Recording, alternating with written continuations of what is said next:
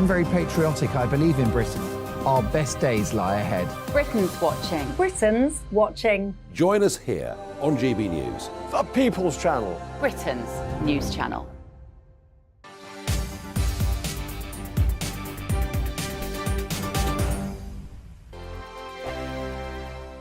I joined GB News because I was sick and tired of not hearing my views being represented, not just mine, but so many people that I knew and spoke to. I just couldn't get my voice out there. I couldn't say anything. I couldn't do anything. Whatever the narrative was, I kind of had to follow it. GB News is there to provide a voice for those who have been ignored by the establishment media. We think different things, we've got a different style. GB News is here to be optimistic and positive about the future. It's real kind of dynamic and flowing, with the audience very much at the heart of it, like a big family.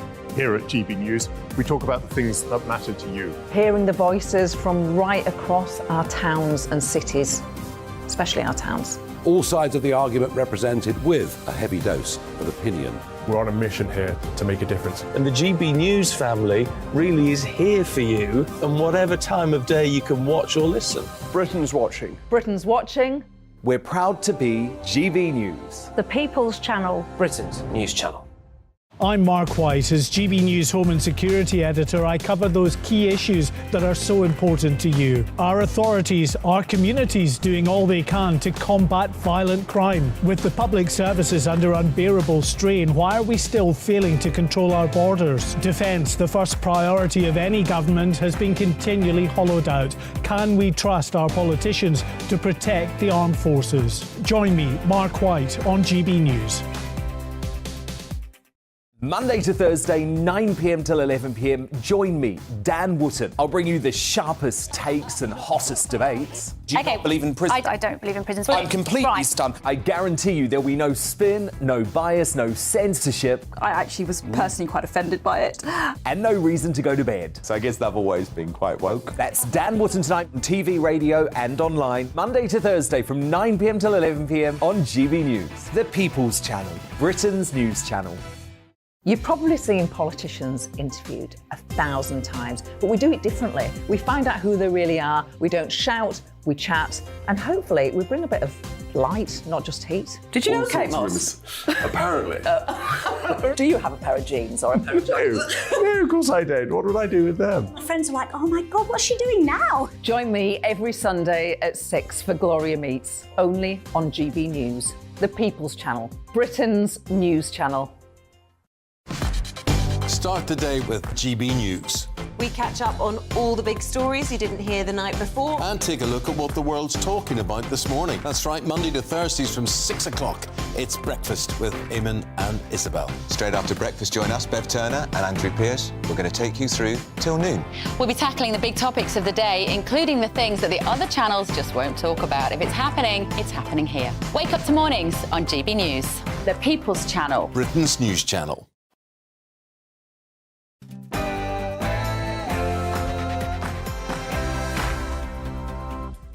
Very good afternoon, everybody. It's Patrick Christys here on GB News. I have got a fiery and fast-paced hour coming your way. Is there a problem with our civil service? Is the blob in action? Boris Johnson is threatening to sue the civil service, apparently, over these latest lockdown claims. Easy for me to say. I'll be taking a deep dive into that. In other news, of course, Mark White is on the Algarve for us. Excavators have moved in the search for Madeleine McCann. What does this mean for arguably the world's most notorious missing child case? In other news, we're also going to be talking about this. Apparently, Albania has agreed to take some criminals back, but this comes ahead, of course, of the net migration figures and the illegal migration figures dropping tomorrow. Keep your eyes and ears peeled because I'll have some info about tomorrow's show for you very shortly. And yes, TikTok prankster has been charged. We were playing videos of this particular chap who's been going out and videoing himself doing some pretty bizarre things. So we'll be having a look at the latest info on all of that. And yes, I'll be talking about all of this and much, much more very shortly. Patrick Christys on GB News.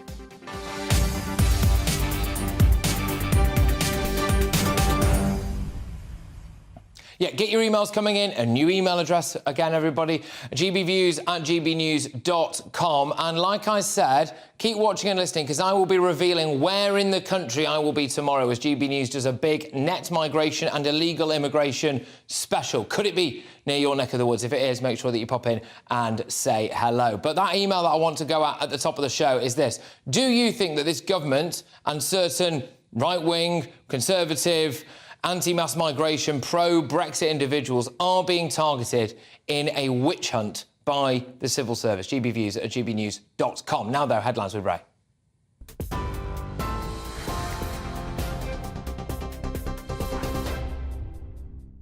Thanks, Patrick. Good afternoon. 2 minutes past 3, here's the latest. Our top story, Rishi Sunak says the latest figures show that the government is making progress on his promise to halve inflation. His comments come as new data showed that inflation fell to 8.7% last month, its first time below 10% since last August. However, with food price inflation continuing at a near-record 19.1%, Labour is accusing the government of failing to help struggling families. Jeremy Hunt says there's still more work to be done. These numbers show there is absolutely no room for complacency in the battle against inflation. Food price inflation is still worryingly high. That's why we've had food producers in, farmers in, supermarkets in to talk about what we can do to reduce the pressure there. Well, setting out Labour's economic policy plans in Washington, D.C., Shadow Chancellor Rachel Reeves says under successive Conservative governments, prosperity has turned to stagnation. Today's inflation numbers for the UK show inflation remaining stubbornly high, and the IMF's forecasts this week show that the UK is still expected to have the highest inflation in the G7 this year. Our economy no longer works for working people. Their contributions are no longer respected, their enterprise is no longer rewarded, and even their most ordinary of hopes seem like impossible dreams.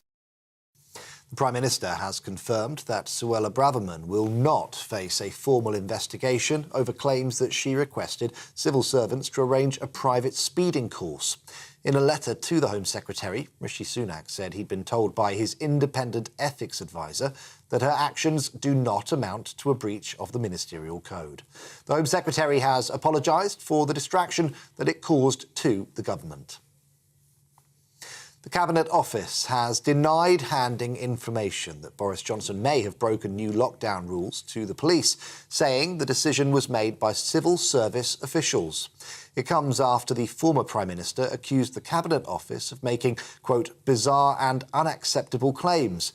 Mr Johnson has been reported to both the Met and Thames Valley police forces over events at Chequers and Downing Street. He's denied breaking the rules. A legal row has erupted between the Cabinet Office and the official COVID-19 inquiry over the release of Boris Johnson's WhatsApp messages and diaries. Chairwoman Baroness Hallett is rejecting decisions made by the Cabinet Office to redact some of the material. The communications include exchanges between Boris Johnson and senior government ministers, civil servants and their advisers during the pandemic. Authorities searching a reservoir in Portugal are using a mechanical brush cutter to hunt for clues in the disappearance of Madeleine McCann. Earlier, officers were using radars, rakes and poles, and they were also seen removing a number of bags of potential evidence. GB News has been told that the investigators are looking for any sign that the 3-year-old was taken to the reservoir, which was visited a number of times by prime suspect Christian Bruckner. The police watchdog will investigate a road crash in Cardiff after CCTV footage has emerged from the day 2 teenagers were killed. South Wales police have received a video showing a police van following a bike minutes before the fatal incident. 16-year-old Kyrese Sullivan and 15-year-old Harvey Evans were killed in the Ely area on Monday. Their deaths sparked riots, leaving 11 police officers in hospital. Hundreds of bunches of flowers have been left on the road by friends and family. A 95-year-old grandmother has died after being tasered by police in Australia. Last week, Claire Noland was discovered outside her room in a retirement home in New South Wales. She was holding a steak knife. Staff called police, who spoke with her for several minutes. Officers say they reacted after Ms. Noland refused to drop the blade. Buckingham Palace says the Duchess of Edinburgh is deeply saddened over the death of a woman who was hit by a motorcycle in her police escort. 81-year-old Helen Holland was struck in London on the 10th of May as she reportedly used a pedestrian crossing. She died after sustaining irreversible damage to her brain. The Independent Office for Police Conduct has appealed for witnesses. GB News understands the Duchess will be in touch privately with Ms. Holland's family. The King and Queen have begun a two-day visit to Northern Ireland, their first since the coronation. Arriving in Belfast this afternoon, their Majesties began a series of engagements by opening a new coronation garden in Newton Abbey. The garden's design is inspired by the same sustainable gardening principles used by the King and the Queen. King Charles and Queen Camilla have also met school children who took part in coronation projects and community members who volunteered for the King's Big Help Out initiative. This is GB News. We'll bring you more as it happens, so let's get straight back to Patrick.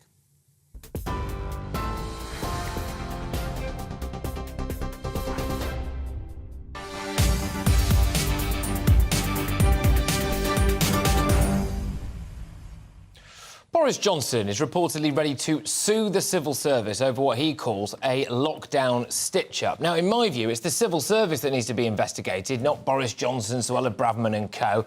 This idea of impartial, diligent little workhorses with impeccable moral compasses beavering away behind the scenes is at odds with what we can see happening with our own eyes.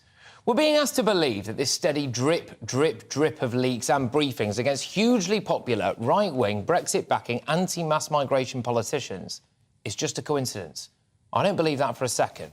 One former Tory cabinet minister texted reporter Christopher Hope last night saying, "I didn't really believe in the blob till now, but the events of the last few days, the repeated briefing against Suella and now tonight's action against Boris are beginning to make me think again." It is against the Civil Service Code, by the way, to leak things to the press. This is a point I was very keen to drill down on firsthand with the Assistant General Secretary of a civil service union, the FDA, earlier this week. Now, she categorically said to me, there's no way that civil servants could have done that, i.e. leaked information about Suella Braverman's speeding ticket, without breaking the Civil Service Code. I think it's worth looking into. GB News, as many of you will have seen, was voted the public's most loved news brand yesterday. And when you look at the press reaction to what could easily be described as a Tory witch hunt, it's easy to see why. Everybody else is falling over each other to aid and abet a massive stitch-up that the public don't really care about. I want a detailed investigation into our civil service, and I want the people who are leaking information to the press to be hauled before a committee and sacked. If we can lose government ministers, elected government ministers, by the way, based on lies spread in the media, if we have to endure wall-to-wall coverage of pointless allegations over minor issues that in no way relate to how well our country is being run, if we have things dragged up from years ago and for some reason now they're told that they matter to people like Robert Peston, then let's have a look at where all this leaking is really coming from. In my view, the blob is real. It stands for bloody lazy, overpaid bureaucrats. It's time they were held to account. They're undermining democracy.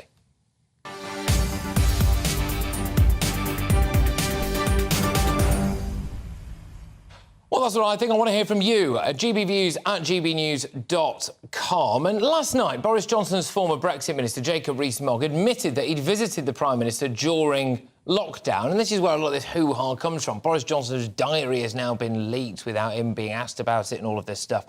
But he said he kept to the rules. I can tell you that during that period, I went to Chequers. I was invited there with my children, entirely in accordance with the rules.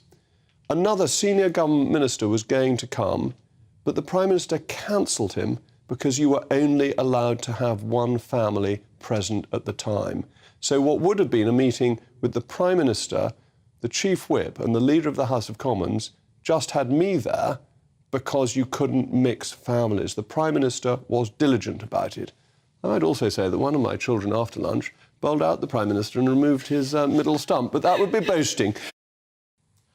Well, there we go, a little flourish at the end from the Mogster there. But I am joined now by GB News' political editor, Darren McCaffrey. And Darren, look, according to reports, it's on our website, gbnews.com, Boris Johnson ready to sue civil service over new lockdown stitch-up. What's going on?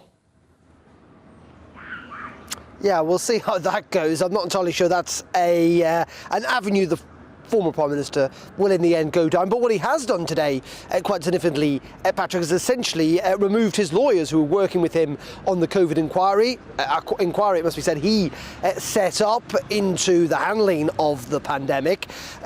It is, and they have been the source of this information that has been passed on to the police, which has now been investigated by two different police forces, Thames Valley Police and the Met, into whether he did break lockdown rules, again by potentially allowing friends and family members to come visit when it was not allowed. Now, that is something the former Prime Minister has said is totally untrue, and something, as you say, he is willing to battle against. He's branded, as his allies, this somewhat of a witch hunt. But this afternoon, as I say, he has got rid of those government-appointed lawyers. He's going to appoint his own lawyers for this inquiry that will also be funded through taxpayers. Apparently he is livid that this has happened, that they have passed the information on to the police. There was speculation earlier on today, in fact allegations, that this could have only happened with senior ministers having signed it off, though the Cabinet Office and the Justice Secretary were on the TV this morning insisting that senior ministers had not done this, that this was civil servants acting in what they would say, and what the government says is their duty, the code of conduct for civil servants, that if they suspect any wrongdoing has taken place, that it is their responsibility, their obligation to report it. But this is not simply just about a row with the civil service and an angry former Prime Minister. This has got political implications too, Patrick, and I say that because there are some in that place, some who supported Boris Johnson and other Conservative MPs who think that the Prime Minister is not doing enough effectively to take on this, what some would see as a concerted campaign against certain politicians. They want Rishi Sunak to stand up and be more heavy-handed, if you like, and they feel that the Prime Minister has been pretty weak on all of this so far. Yeah, Darren, thank you very, very much. It's Darren McCaffrey there, our political editor. I mean, I was absolutely flabbergasted, although I shouldn't be, at the rate of knots with which the usual types in the British media were keen to just revisit anything with Boris Johnson and lockdown in the headline, anything with Suella Braverman in the headline, and they all just pile on, don't they? And no one seems to be asking, hang on a minute, where are all of these leaks coming from? And if you're going to have a look at whether or not a serving government minister turned round to an aide and said, is there any chance that I might be able to just do a private speed awareness course? Or if they can open a former Prime Minister's personal diary up and say, well, look, you know, let's hand this over to the cops, as it were. Shouldn't there be some kind of investigation into whether or not all this information should be finding its way into the press and whether or not this is having a direct impact on the way our country is run? I'm joined, and very gratefully so, by Stephen Barrett now, who is a barrister and a writer for The Spectator. Stephen, thank you very much. Do you think, as though there are civil service codes here being breached, more so perhaps than ministerial ones? What's going on behind the scenes, in your view, and the legality of it? Well, you rightly highlight that leaking is wrong. And it's been going on since 2019, and we've been losing a succession of ministers to leaking, and we don't appear to have a grip on leaking. Now, that is a wrong. It is a legal wrong. But whether or not you care about any specific legal wrong is a matter of your own personal political opinion. So when all of this happens, and there does seem to be a great push to sort of weaponize any sort of technical legal breach and to get people very upset about it. Whenever people are getting upset or not getting upset, that's when I'll step back. So I will just tell people whether legal wrongs are occurring, whether or not they care about them is up to them. It does seem to me that a legal wrong is occurring within the civil service itself. We have leaking, and we have its record on impartiality, which is becoming very questionable. I mean, that's been thrown into very serious doubt recently. We've had former very high-level civil servants publicly brag that they felt they had a role in bringing down a prime minister. Now, that's a grotesque breach of impartiality. We've had the ongoing situation with Sue Gray. There are an awful lot of questions to be asked about the civil service itself, and nobody seems particularly interested in asking them. No, indeed. Well, I am, certainly, and I would like you to answer them. When you say that there are potential legal wrongs that could be taking place right now, I mean, just expand on that a little bit for me. There's the impartiality, there is the leaking, but, I mean, what could happen here? Because it just seems to me if people like Robert Peston threw their heft behind things like looking at the civil service and where all of this is coming from and what that might mean for the future of British democracy, as opposed to whether or not a former Prime Minister had one too many people round at Chequers during lockdown, presumably on government business, then actually the world might be a slightly better place. And, Stephen, I did notice that you got onto Peston last night. Yes, well, I mean, it isn't, again, it's not for Robert or for any journalist to tell people what their political opinion ought to be. I mean, if you sit here listening to this and you care more about the fact that there is a real serious danger of leaking becoming systematic in the civil service, that there is a real danger that the civil service has lost its impartiality, then you may worry about that. And it's up to you whether or not you care more about that than any alleged breaching by the former Prime Minister. I would say, and I want to highlight this again, because instantly we go to the court of public opinion, people are found guilty almost immediately, and then if they even try and defend themselves, they're traduced as liars, which is at best, I think, not a very sophisticated way to conduct public discourse. But on the specifics of the allegations now about the former Prime Minister, they have been looked at before. And the complexity of the COVID laws is huge. I mean, even the most important question on any allegation is when, because the rules kept changing. So on different days throughout the pandemic, there were different rules and different laws. And sometimes you could do something and sometimes you couldn't. Now, if something lawful happened on a day when it was lawful, then that's not something to be concerned about. But we're not sort of given those facts. Journalists had a, frankly, hysterical reaction last night to the idea that there might be some more wrongdoing. And immediately the former Prime Minister was damned for that. And the public were told this is the most important thing that is happening to them. Now, it is up to the public. If they instead say, actually, the most important thing for me is this leaking. Actually, do you know what? Sorry, Mr. Peston, I'm a little bit more concerned about what's happening inside my civil service, because if I have a problem in my civil service, then it doesn't matter who's in government. I've got a systemic problem. One of the things that I like to highlight is how well our judiciary functions. We have the world's most respected judiciary. We have deeply impartial judges who function brilliantly. Now, one of the reasons that they function so well is that there's a series of appeals for them, and everything they do is transparent. So there are checks and balances on our judiciary, and they keep us with the healthiest and best judges that we have in the world. There are no obvious checks and balances on the civil service. And there's no obvious appeal system. We don't really know what's going on inside it at any time. So if it is more concerning to you that there is ongoing leaking within the civil service, then that is your right to be more concerned about that than whatever Robert wants you to be concerned about. And I will uphold that right, Stephen. Thank you very, very much. Absolute pleasure, I must say. Really good stuff right at the top of the show there to get us going. Thank you. Stephen Barrett there, who's a barrister and writer for The Spectator. I would recommend that you check that chap's work out online and indeed in The Spectator.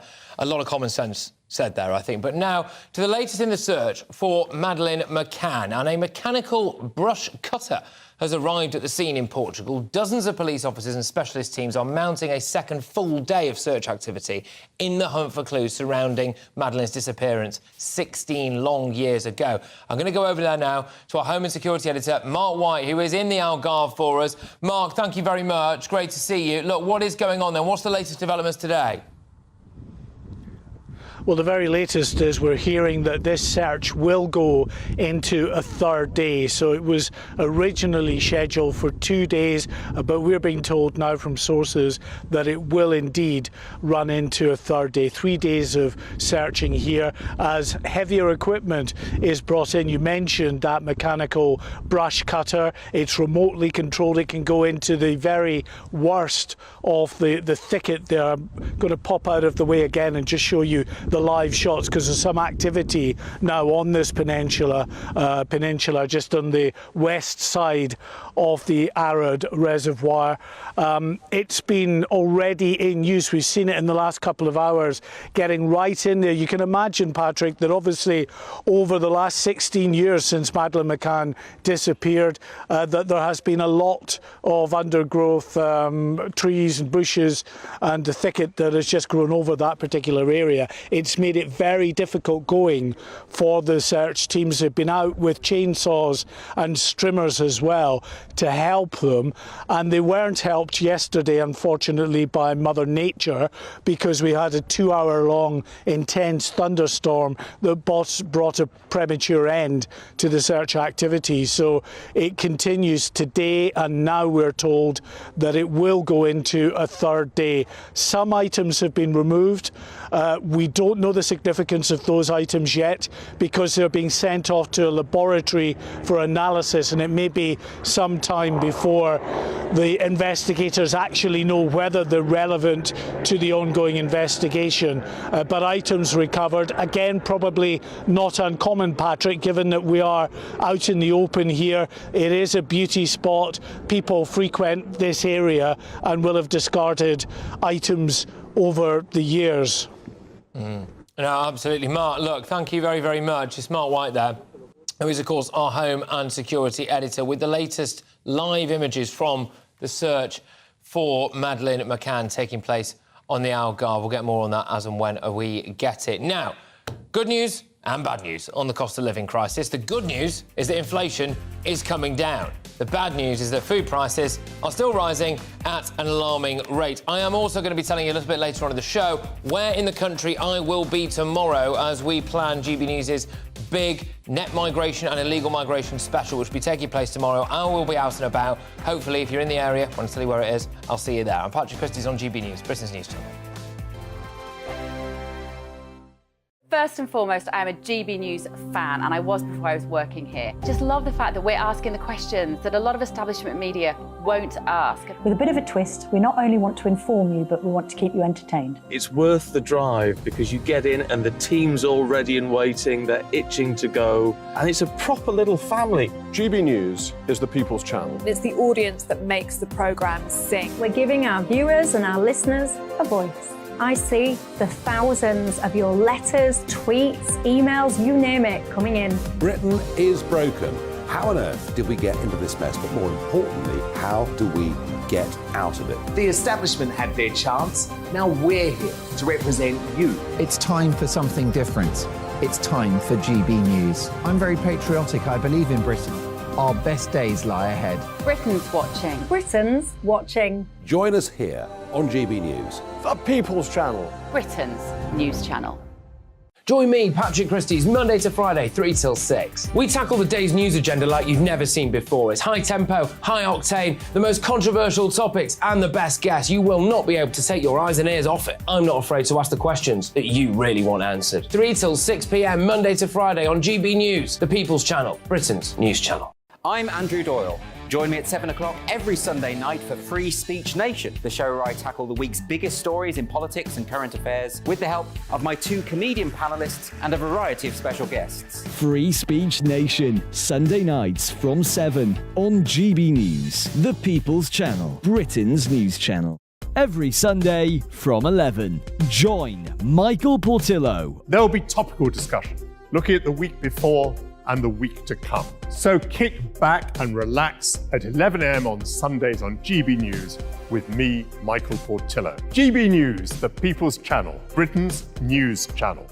GB News has its own late-night paper preview show, Headliners, where comedians take you through the next day's top news stories. You don't have to bother reading the newspaper, we've got it covered for you. Headliners, every night at 11 p.m. and repeated every morning at 5 a.m. We won't send you to sleep like some of the other paper review shows out there. GB News, the People's Channel, Britain's news channel.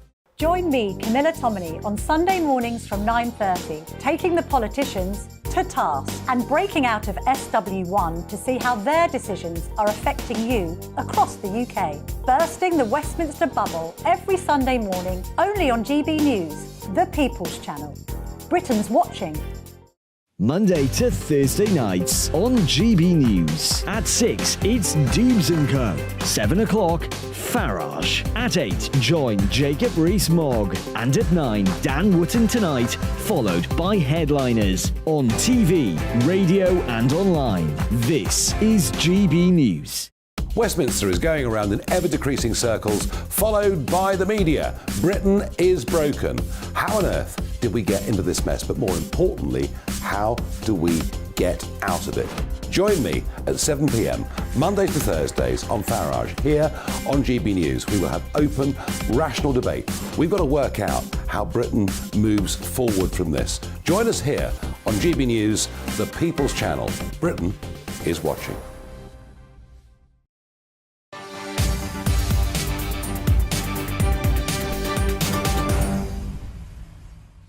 Welcome back, everybody. Now, in a few minutes, I'll be joined by one of the country's favourite daytime TV stars.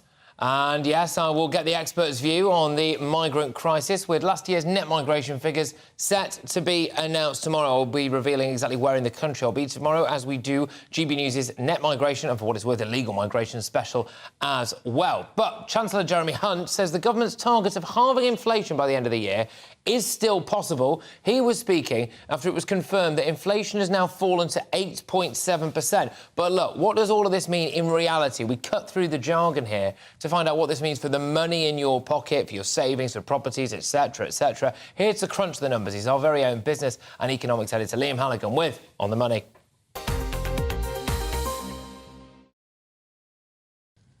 So where are we with this ghastly cost of living crisis? We've had double-digit inflation since August last year. Is there an end in sight? Rishi Sunak and Chancellor Jeremy Hunt certainly hope so. Well, let's have a look at the scores on the doors, the numbers from the ONS, which came out this morning. There you have it. Consumer Price Index inflation in April 2023 was 8.7%. That means the average basket of goods and services last month was 8.7% more expensive than in April 2022. That's sharply down from March 2023, 10.1% inflation. So we do have single-digit inflation here in the UK for the first time in 8 months. But beyond that pretty rosy headline that the government's been citing, here is the kicker. Food price inflation last month was still 19.1%, absolutely eye-watering, and that's only slightly down from 19.2% last month. This very high food price inflation, despite the fact that wholesale food prices around the world have actually been falling, and yet we're still paying almost a fifth more for our food when we go to the supermarket and the corner shop and online than we were a year ago. So the UK now has the highest inflation in the G7, jointly with Italy, 8.7% there in April. Eurozone inflation, 7.0%. And in the US, inflation is below 5%, not least because they have much cheaper energy prices.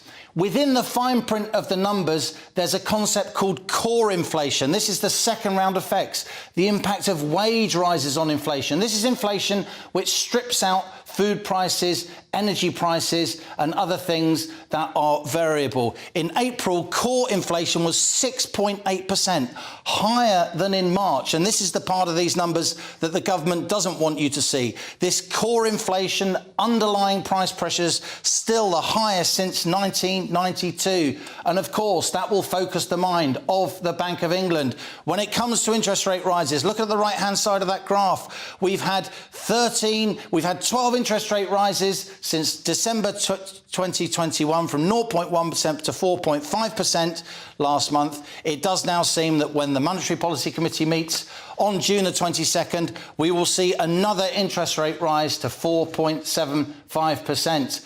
Good news if you've got a big stash of savings, not so good news if you have lots of debt, not least your mortgages. So what does all this mean for us at home trying to make ends meet, and indeed for Rishi Sunak and Jeremy Hunt? It means this cost of living crisis, this fight against inflation, it's a battle that's far from over.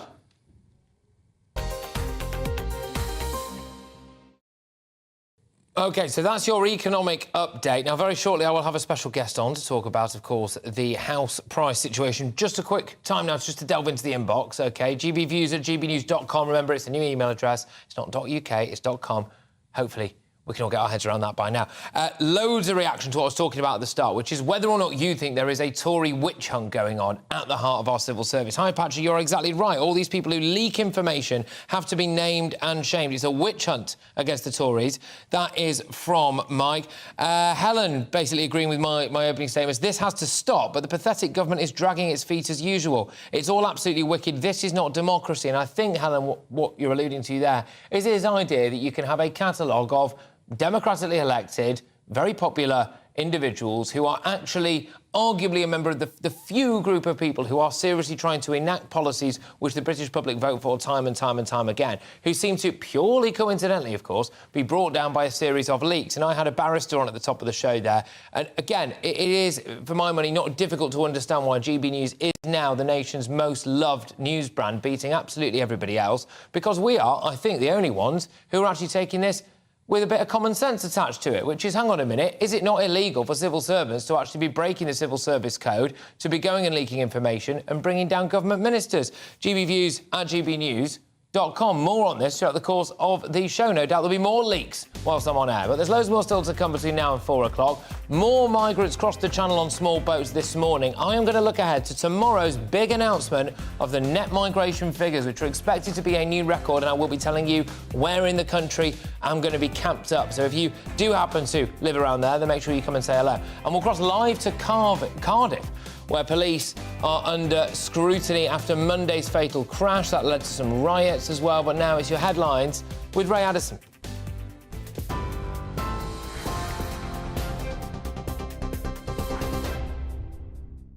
Thanks, Patrick. 32 minutes past 3, here's the latest. And our top story today, Rishi Sunak says the latest figures show that the government is making progress on his promise to halve inflation. His comments come as new data shows that inflation fell to 8.7% last month. It's the first time it's gone below 10% since last August. However, with food price inflation continuing at a near record 19.1%, Labour is accusing the government of failing to help struggling families. Well, the Prime Minister has confirmed that Suella Braverman will not face a formal investigation over claims that she requested civil servants to arrange a private speeding course for her. In a letter to the Home Secretary, Rishi Sunak said he'd been told by his independent ethics advisor that her actions do not amount to a breach of the ministerial code. The Home Secretary has apologised for the distraction that it caused to the government. The Cabinet Office has denied handing information that Boris Johnson may have broken new lockdown rules to the police, saying the decision was made by civil service officials. It comes after the former Prime Minister accused the Cabinet Office of making, quote, bizarre and unacceptable claims. Mr Johnson has been reported to both the Met and Thames Valley police forces over events at Chequers and Downing Street. He's denied breaking the rules. Well, a legal row has erupted between the Cabinet Office and the official COVID-19 inquiry over the release of Boris Johnson's WhatsApp messages and diaries. Chairwoman Baroness Hallett is rejecting decisions made by the Cabinet Office to redact some of the material. The communications include exchanges between Boris Johnson and senior government ministers, civil servants and their advisers during the pandemic. And in the last few minutes, GB News understands that authorities in Portugal hunting for clues in relation to the disappearance of Madeleine McCann will continue their search now for a third day. Police have been using mechanical brush cutters, radars, rakes and poles, and were seen removing a number of bags of potential evidence as well. GB News has been told that the investigators are looking for any sign that the 3-year-old was taken to a reservoir, which was visited a number of times by prime suspect Christian Bruckner. OK, you can get more on all of these stories by visiting our website, gbnews.com. And we'll be back to Patrick in just a moment.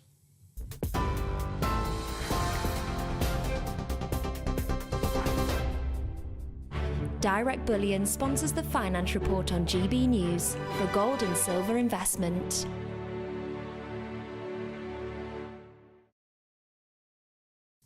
But first, a quick snapshot of today's markets. The pound will buy you $1.2382 and 1.1490 euros. Price of gold, £1,590 and 52 pence per ounce. And the FTSE 100's at 7,595 points. Direct Bullion sponsors the Finance Report on GB News for gold and silver investment.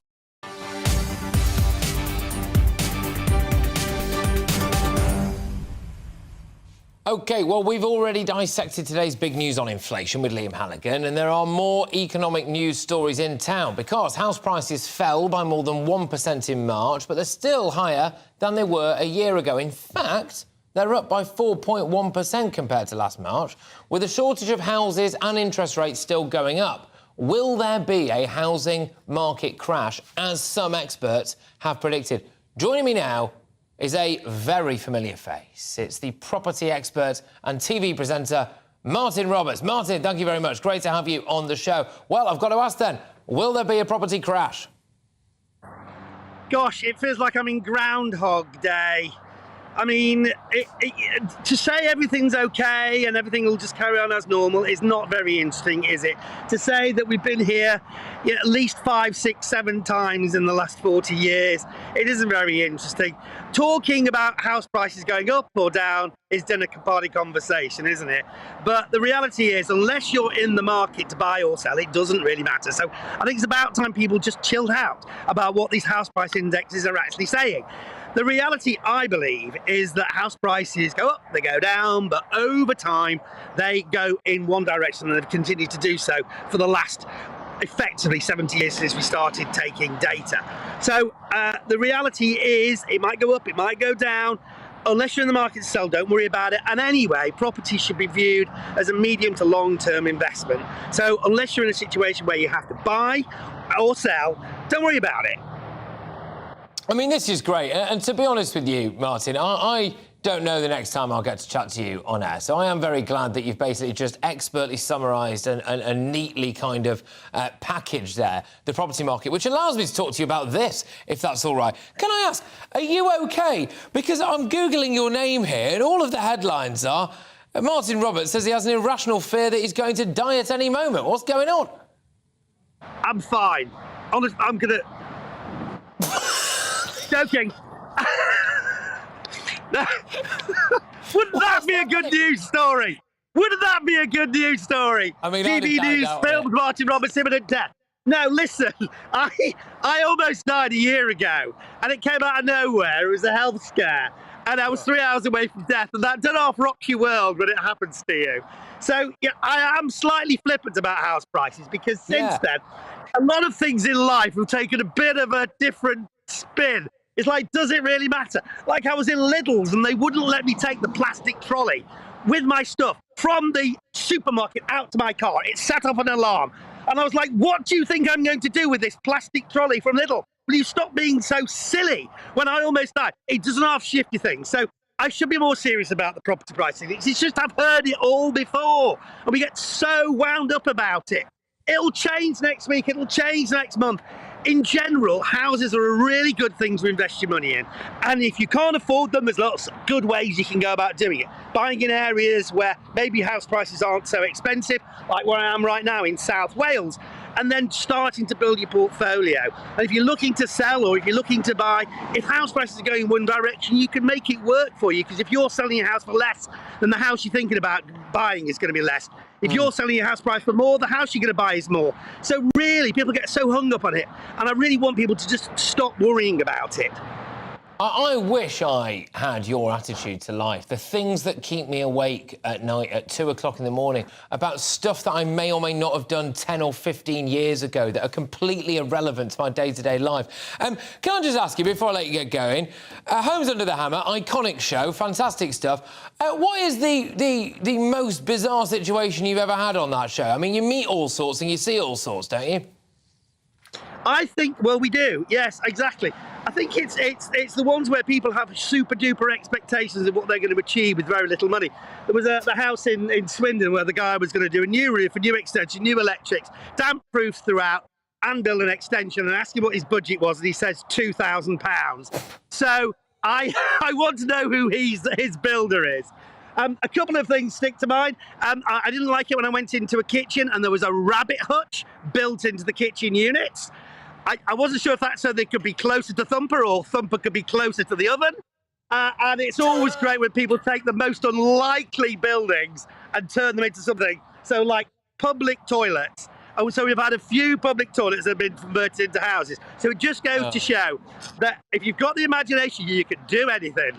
Fantastic. I tell you what, I wish I could just talk to you for the next 2.5 hours, but I can't. Alas, Martin, good luck, and try not to drop dead at any moment. I would like to talk to you again. All right, so Martin Roberts there, who is a property expert, TV presenter. To be fair, that was more interesting than just talking about house prices, I think. But moving on, very much a gear change now, ladies and gentlemen, very much a shift in tone, because a police watchdog will investigate the fatal Cardiff crash, which sparked heavy-duty rioting on Monday night. What really went on there? We're hoping to hear from them live, actually. And the net migration figures will be announced tomorrow, and they're expected to set a new record. I will be out and about tomorrow, and well, if you can guess my location and you'll be a mind reader, but I will be telling you on a little bit later on in the show. It's Patrick Christys on GB News, Britain's most popular news channel. It's all about family, being in people's living rooms, all the interaction and getting to know who our viewers and listeners are. When I was young, my dad used to say, Nana, stop arguing. I wanted an outlet that would enable me to give my opinion. People are going through a really hard time right now, and I know that you don't feel like you're being listened to by the establishment. I came to GB News because it's the People's Channel, and I want the audience to have their say on the events of the day. We're dynamic. We do something different. Democracy shows that the wisdom of the nation is in its people. I get to travel to find out what the story is from a personal perspective. The British people aren't fools. We know when we're not being told the full story. We've got to work out how Britain moves forward from this. It's the best country in the world. The establishment had their chance. Now we're here to represent your views. Britain's watching. Britain's watching. Britain's watching. We're proud to be GB News, The People's Channel. Britain's news channel. I'm Jacob Rees-Mogg, the Member of Parliament for North East Somerset and a former government minister. For years, I've walked the corridors of power in both Westminster and the City of London. We need to have the arguments, the discussions on how we make it better. Crop failures, famine, war, suffering on a scale completely unimaginable. We are putting the cart before the horse. As Charles I said at the scaffold, he was the true defender of liberty. Yeah, I've completely derailed the conversation. Join me Monday to Thursday at 8 p.m. on GB News, Britain's news channel. So Jubes and Co, we tackle the issues of the day with real, robust debate, both sides of the fence, battling it out with me in the middle with my forthright opinions and views. And often really interesting things happen because you start with a position and then by the end of the debate you find actually, well, I might not have thought about that one. What we need in this country is 2 new political parties. You should maybe think about doing a 2024 calendar. I'm Michelle Dewberry and I'm keeping you company right through until 7 o'clock this evening. GB News, the People's Channel, Britain's watching. I'm Mark White. As GB News Home and Security Editor, I cover those key issues that are so important to you. Our authorities, our communities doing all they can to combat violent crime. With the public services under unbearable strain, why are we still failing to control our borders? Defence, the first priority of any government, has been continually hollowed out. Can we trust our politicians to protect the armed forces? Join me, Mark White, on GB News. Monday to Thursday, 9 p.m. till 11 p.m. Join me, Dan Wootton. I'll bring you the sharpest takes and hottest debates. Do you not believe in prisons? I don't believe in prisons. I'm completely stunned. I guarantee you there'll be no spin, no bias, no censorship. I actually was personally quite offended by it. And no reason to go to bed. So I guess they've always been quite woke. That's Dan Wootton tonight on TV, radio and online. Monday to Thursday from 9 p.m. till 11 p.m. on GB News. The People's Channel, Britain's news channel. You've probably seen politicians interviewed 1,000 times, but we do it differently. We find out who they really are, we don't shout, we chat, and hopefully we bring a bit of light, not just heat. Did you know Kate Moss? Apparently. Do you have a pair of jeans or a pair of jeans? No, of course I don't. What would I do with them? My friends are like, oh my God, what's she doing now? Join me every Sunday at 6 for Gloria Meets, only on GB News, the People's Channel, Britain's news channel.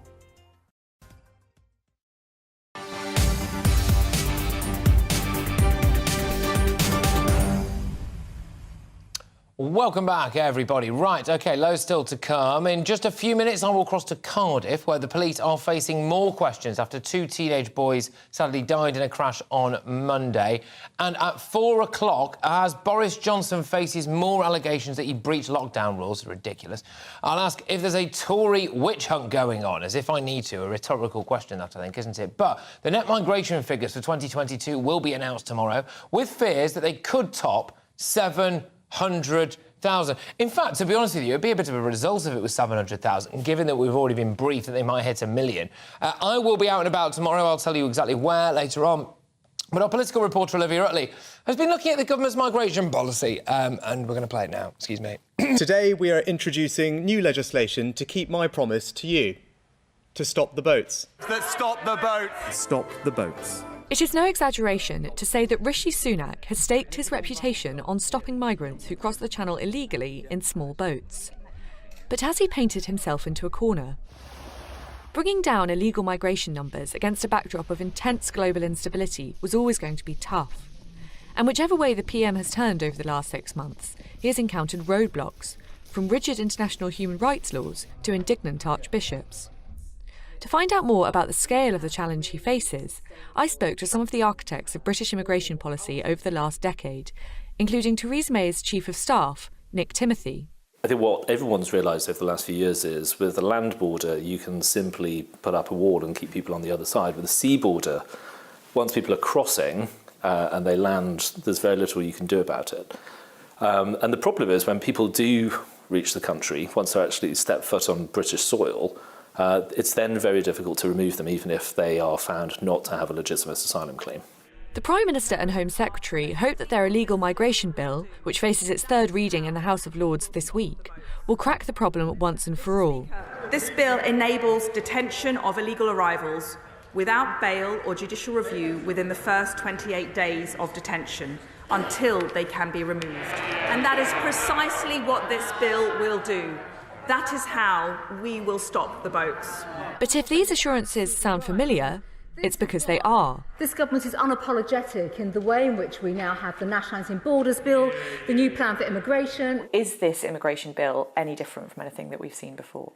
It is different. I think the reason that we haven't seen the removals to Rwanda yet are because of these challenges based on human rights laws. Lord Frost, former Brexit Secretary and close confidant of Boris Johnson, sounds optimistic too. This bigger, much more comprehensive approach, the Rwanda approach that means people don't get to stay in the country, that really ought to make more difference. But let's see. But there is a serious question mark over the practicality of the plan. Last year, the policy faced a bitter blow after the first planned flight was grounded on the runway following a late intervention by European judges. There are concerns too over the morality of the plan. It is isolationist. It is morally unacceptable and politically impractical. It is universally acknowledged in Westminster that the path to a Conservative victory in the next election is very narrow indeed. If Rishi Sunak fails to deliver his promise of stopping the small boats, it will disappear altogether. The pressure is on. Olivia Utley, GB News. Well, for more on this story, I'm joined by Jeremy Hutton from Migration Watch UK. Thank you very much, Jeremy. Great to have you on the show. So tomorrow is going to be an absolutely massive day. Many people are thinking that it could well be the straw that breaks the camel back. The public been lied to, frankly, left, right and centre, about any desire whatsoever to curtail net migration numbers. What do you suspect we're going to be looking at this time tomorrow? Our central estimate for the net migration figures is one of about 700,000, which that seems quite likely. Last year it was, well, the last year's data was 500,000, which was already a record breaker. And as we've gotten further away from the pandemic, and there's been various ways in which the government have kept liberalising immigration rules since then, it's likely to only have increased further to that 700 figure. It could be higher. Some people think that if immigration numbers have been lower than in the past, then it could be approaching 1 million, but 700,000 is probably the most likely, we think. OK, all right. And are we expecting some nudge on the illegal numbers as well?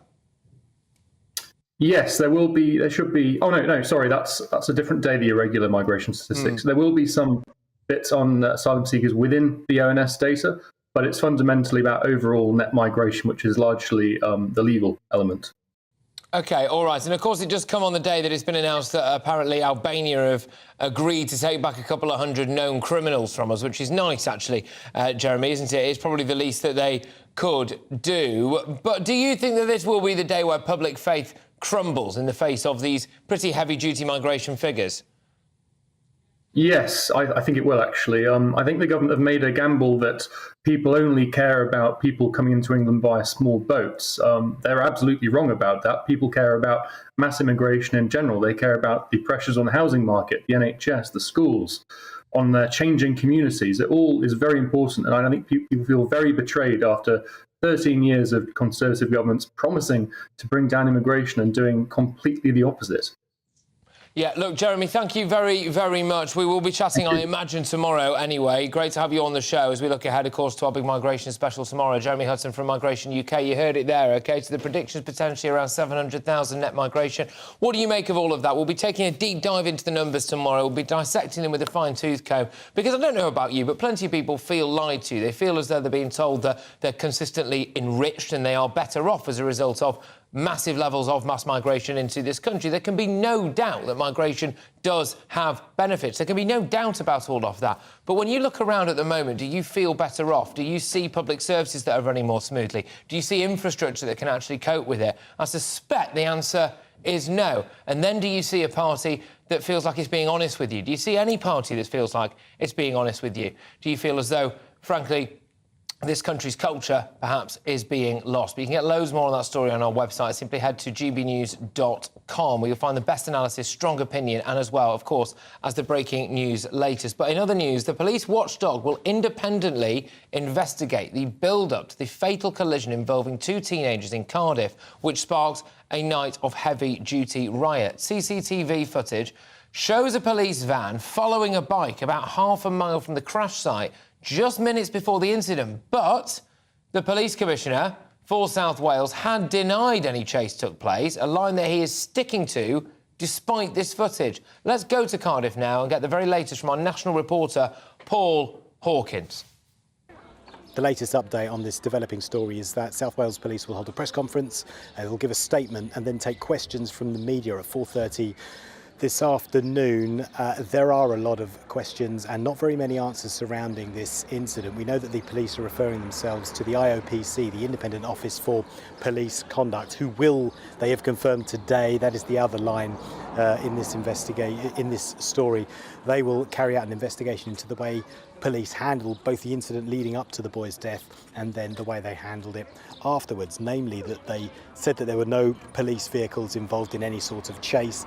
And then yesterday afternoon, CCTV clips started to emerge showing a police van chasing a bike. So that investigation is now underway into the police, who are holding their own investigation as well. And a lot of people here are very angry with the way the police have lied. I've just spoken to a number of them behind me who have gathered to mourn the boys, to lay flowers, to lay candles, to lay balloons, etc. And the one question they want asked is, why are the police lying? That's what they want the police to answer.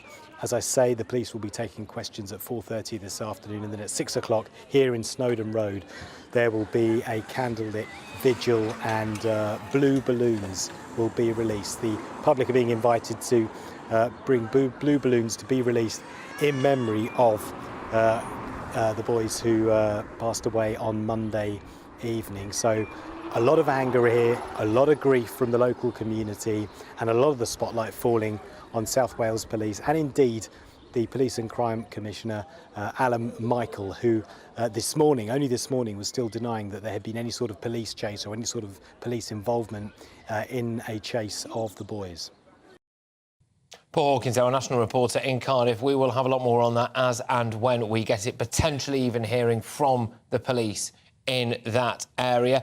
Loads more still to come. Look, Boris Johnson has been referred to police over further lockdown breaches. I'm absolutely sick to the hind teeth of this kind of stuff, and I am actually looking to flip this on its head a little bit and talk about leaks. He, according to our very own website here at GB News, which is gbnews.com, is considering suing the civil service over all of this. Are we seriously being asked to believe that when you look at the kind of people who are being hung out to dry by this drip, drip, drip of leaks, that this is all just a coincidence? You've got Suella Braverman, you've got Dominic Raab, you've got Boris Johnson, and who will it be next, for goodness sake? I do think that this now is getting beyond a joke. I think there is possibly a Tory witch hunt, definitely really, a Tory witch hunt going on. Let me know what you think, though, at gbviews@gbnews.com. I want to hear from you. I'll have all of the latest on all of that, and of course as well the search for missing Maddie McCann. And I will be asking whether or not you could vote for a man who thinks that women can have a penis. I'm Patrick Christys on GB News, Britain's news channel.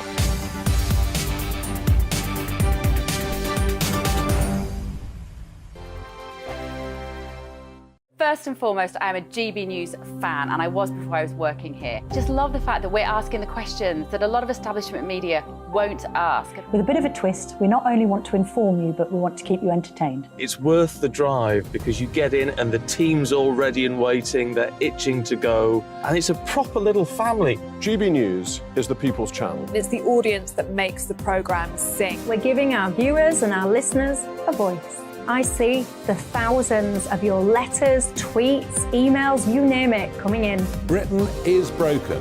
How on earth did we get into this mess? But more importantly, how do we get out of it? The establishment had their chance. Now we're here to represent you. It's time for something different. It's time for GB News. I'm very patriotic. I believe in Britain. Our best days lie ahead. Britain's watching. Britain's watching. Join us here on GB News. The People's Channel. Britain's news channel. Join me, Patrick Christys, Monday to Friday, 3 till 6. We tackle the day's news agenda like you've never seen before. It's high tempo, high octane, the most controversial topics, and the best guests. You will not be able to take your eyes and ears off it. I'm not afraid to ask the questions that you really want answered. 3 till 6 p.m, Monday to Friday on GB News, the People's Channel, Britain's news channel. I'm Andrew Doyle. Join me at 7 o'clock every Sunday night for Free Speech Nation, the show where I tackle the week's biggest stories in politics and current affairs with the help of my 2 comedian panellists and a variety of special guests. Free Speech Nation, Sunday nights from 7 on GB News, the People's Channel, Britain's news channel. Every Sunday from 11. Join Michael Portillo. There'll be topical discussion, looking at the week before and the week to come. So kick back and relax at 11 a.m. on Sundays on GB News with me, Michael Portillo. GB News, the People's Channel, Britain's news channel. GB News has its own late-night paper preview show, Headliners, where comedians take you through the next day's top news stories. You don't have to bother reading the newspaper, we've got it covered for you. Headliners, every night at 11 p.m, and repeated every morning at 5 a.m. We won't send you to sleep like some of the other paper review shows out there. GB News, the People's Channel, Britain's news channel. Join me, Camilla Tominey, on Sunday mornings from 9:30, taking the politicians to task and breaking out of SW1 to see how their decisions are affecting you across the UK. Bursting the Westminster bubble every Sunday morning, only on GB News, the People's Channel. Britain's watching. Monday to Thursday nights on GB News. At 6, it's Dubes & Co. 7 o'clock, Farage. At 8, join Jacob Rees-Mogg. And at 9, Dan Wootton Tonight, followed by Headliners. On TV, radio and online. This is GB News. Westminster is going around in ever-decreasing circles, followed by the media. Britain is broken. How on earth did we get into this mess? But more importantly, how do we get out of it? Join me at 7 p.m, Mondays to Thursdays on Farage, here on GB News. We will have open, rational debate. We've got to work out how Britain moves forward from this. Join us here on GB News, the People's Channel. Britain is watching.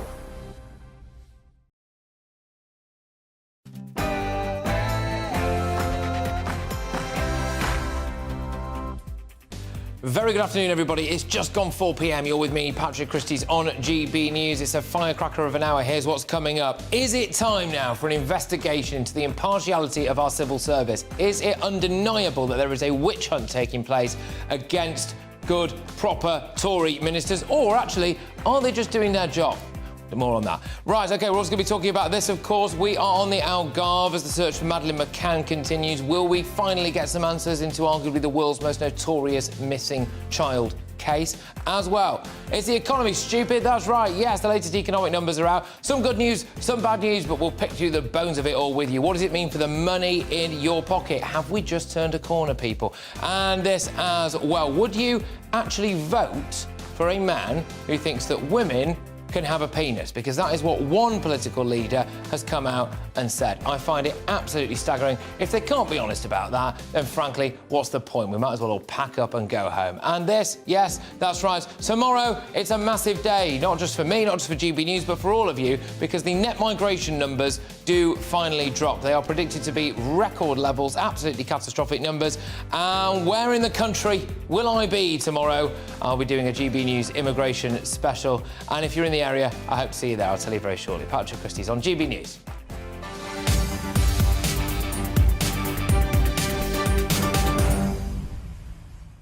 Do you think that there is a Tory witch hunt going on in the civil service? Boris Johnson is reportedly ready to sue the civil service over all of these leaks. If we're going to have investigations into things that people may or may not have done by anonymous civil servants raking up stuff from years ago, then shouldn't we actually be asking more questions about how on earth all of this stuff is finding its way into the press and why a lot of the media is just lapping it up and fawning over it? Is it any wonder that GB News is now Britain's most popular news brand? GB Views and gbnews.com. Patrick Christys, I'll be back after the headlines.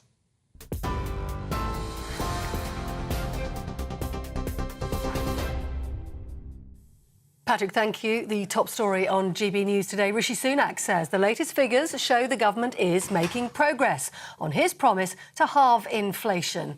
His comments come as new data showed inflation fell to 8.7% last month. Its first time below 10% since last August. However, with food price inflation continuing at a near record 19.1%, Labour is accusing the government of failing to help struggling families. Jeremy Hunt says there's still more work to be done. These numbers show there is absolutely no room for complacency in the battle against inflation. Food price inflation is still worryingly high. That's why we've had food producers in, farmers in, supermarkets in to talk about what we can do to reduce the pressure there. Setting out Labour's economic policy plans in Washington, D.C., Shadow Chancellor Rachel Reeves says under successive Conservative governments, prosperity has turned to stagnation. Today's inflation numbers for the UK show inflation remaining stubbornly high, and the IMF's forecasts this week show that the UK is still expected to have the highest inflation in the G7 this year. Our economy no longer works for working people. Their contributions are no longer respected, their enterprise is no longer rewarded, and even their most ordinary of hopes seem like impossible dreams. Rachel Reeves. Now, the Prime Minister has confirmed Suella Braverman will not face a formal investigation over claims that she requested civil servants to arrange a private speeding course. In a letter to the Home Secretary, Rishi Sunak said he'd been told by his independent ethics advisor that her actions did not amount to a breach of the ministerial code. The Home Secretary has apologised for the distraction it caused to government.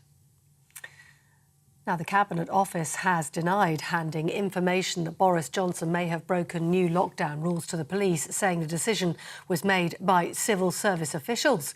It comes after the former Prime Minister accused the Cabinet Office of making bizarre and unacceptable claims. Mr Johnson has been reported to both the Metropolitan and Thames Valley police forces. Other events at Chequers and Downing Street are in question. He has denied breaking the rules. A legal row has erupted between the Cabinet Office and the official COVID-19 inquiry over the release of Boris Johnson's WhatsApp messages and diaries. Chairwoman Baroness Hallett is rejecting decisions made by the Cabinet Office to redact some of the material. The communications include exchanges between Boris Johnson and senior government ministers, civil servants and their advisers during the pandemic. Moving our attentions now to Portugal, where GB News understands the authorities there, hunting for clues in relation to the disappearance of Madeleine McCann, will continue their search for a third day. Police have been using mechanical brush cutters, radar, rakes and poles, and were seen removing a number of bags of possibly potential evidence. Investigators are looking for any sign that the 3-year-old was taken to the area around the reservoir and dam, which was visited a number of times by prime suspect Christian Bruckner. Here at home, the police watchdog will investigate a road crash in Cardiff after CCTV footage emerged from the day 2 teenagers lost their lives. South Wales Police have received a video showing a police van following a bike minutes before the fatal incident. 16-year-old Kyrie Sullivan and 15-year-old Harvey Evans were killed in the Ely area on Monday. Their deaths have sparked riots in the area, leaving 11 police officers in hospital. Hundreds of bunches of flowers have been left on the road by friends and family. And tonight there'll be a candlelit vigil for both boys who lost their lives. Buckingham Palace says the Duchess of Edinburgh is deeply saddened over the death of a woman who was hit by a motorcycle in her police escort. 81-year-old Helen Holland was struck in London on the 10th of May as she reportedly used a pedestrian crossing, but died after sustaining irreversible brain damage. The Independent Office for Police Conduct has appealed for witnesses. GB News understands the Duchess will be in touch privately with Miss Holland's family. Now, Their Majesties the King and Queen have begun a 2-day visit to Northern Ireland, their first since the coronation. They began a series of engagements by opening a new coronation garden. The garden's design is inspired by the same sustainable gardening principles used by the King and Queen in their garden. Both Charles and Camilla also met school children who took part in coronation projects and community members who had volunteered for the King's Big Help Out initiative. You're with GB News. More news as it happens. Now back to Patrick.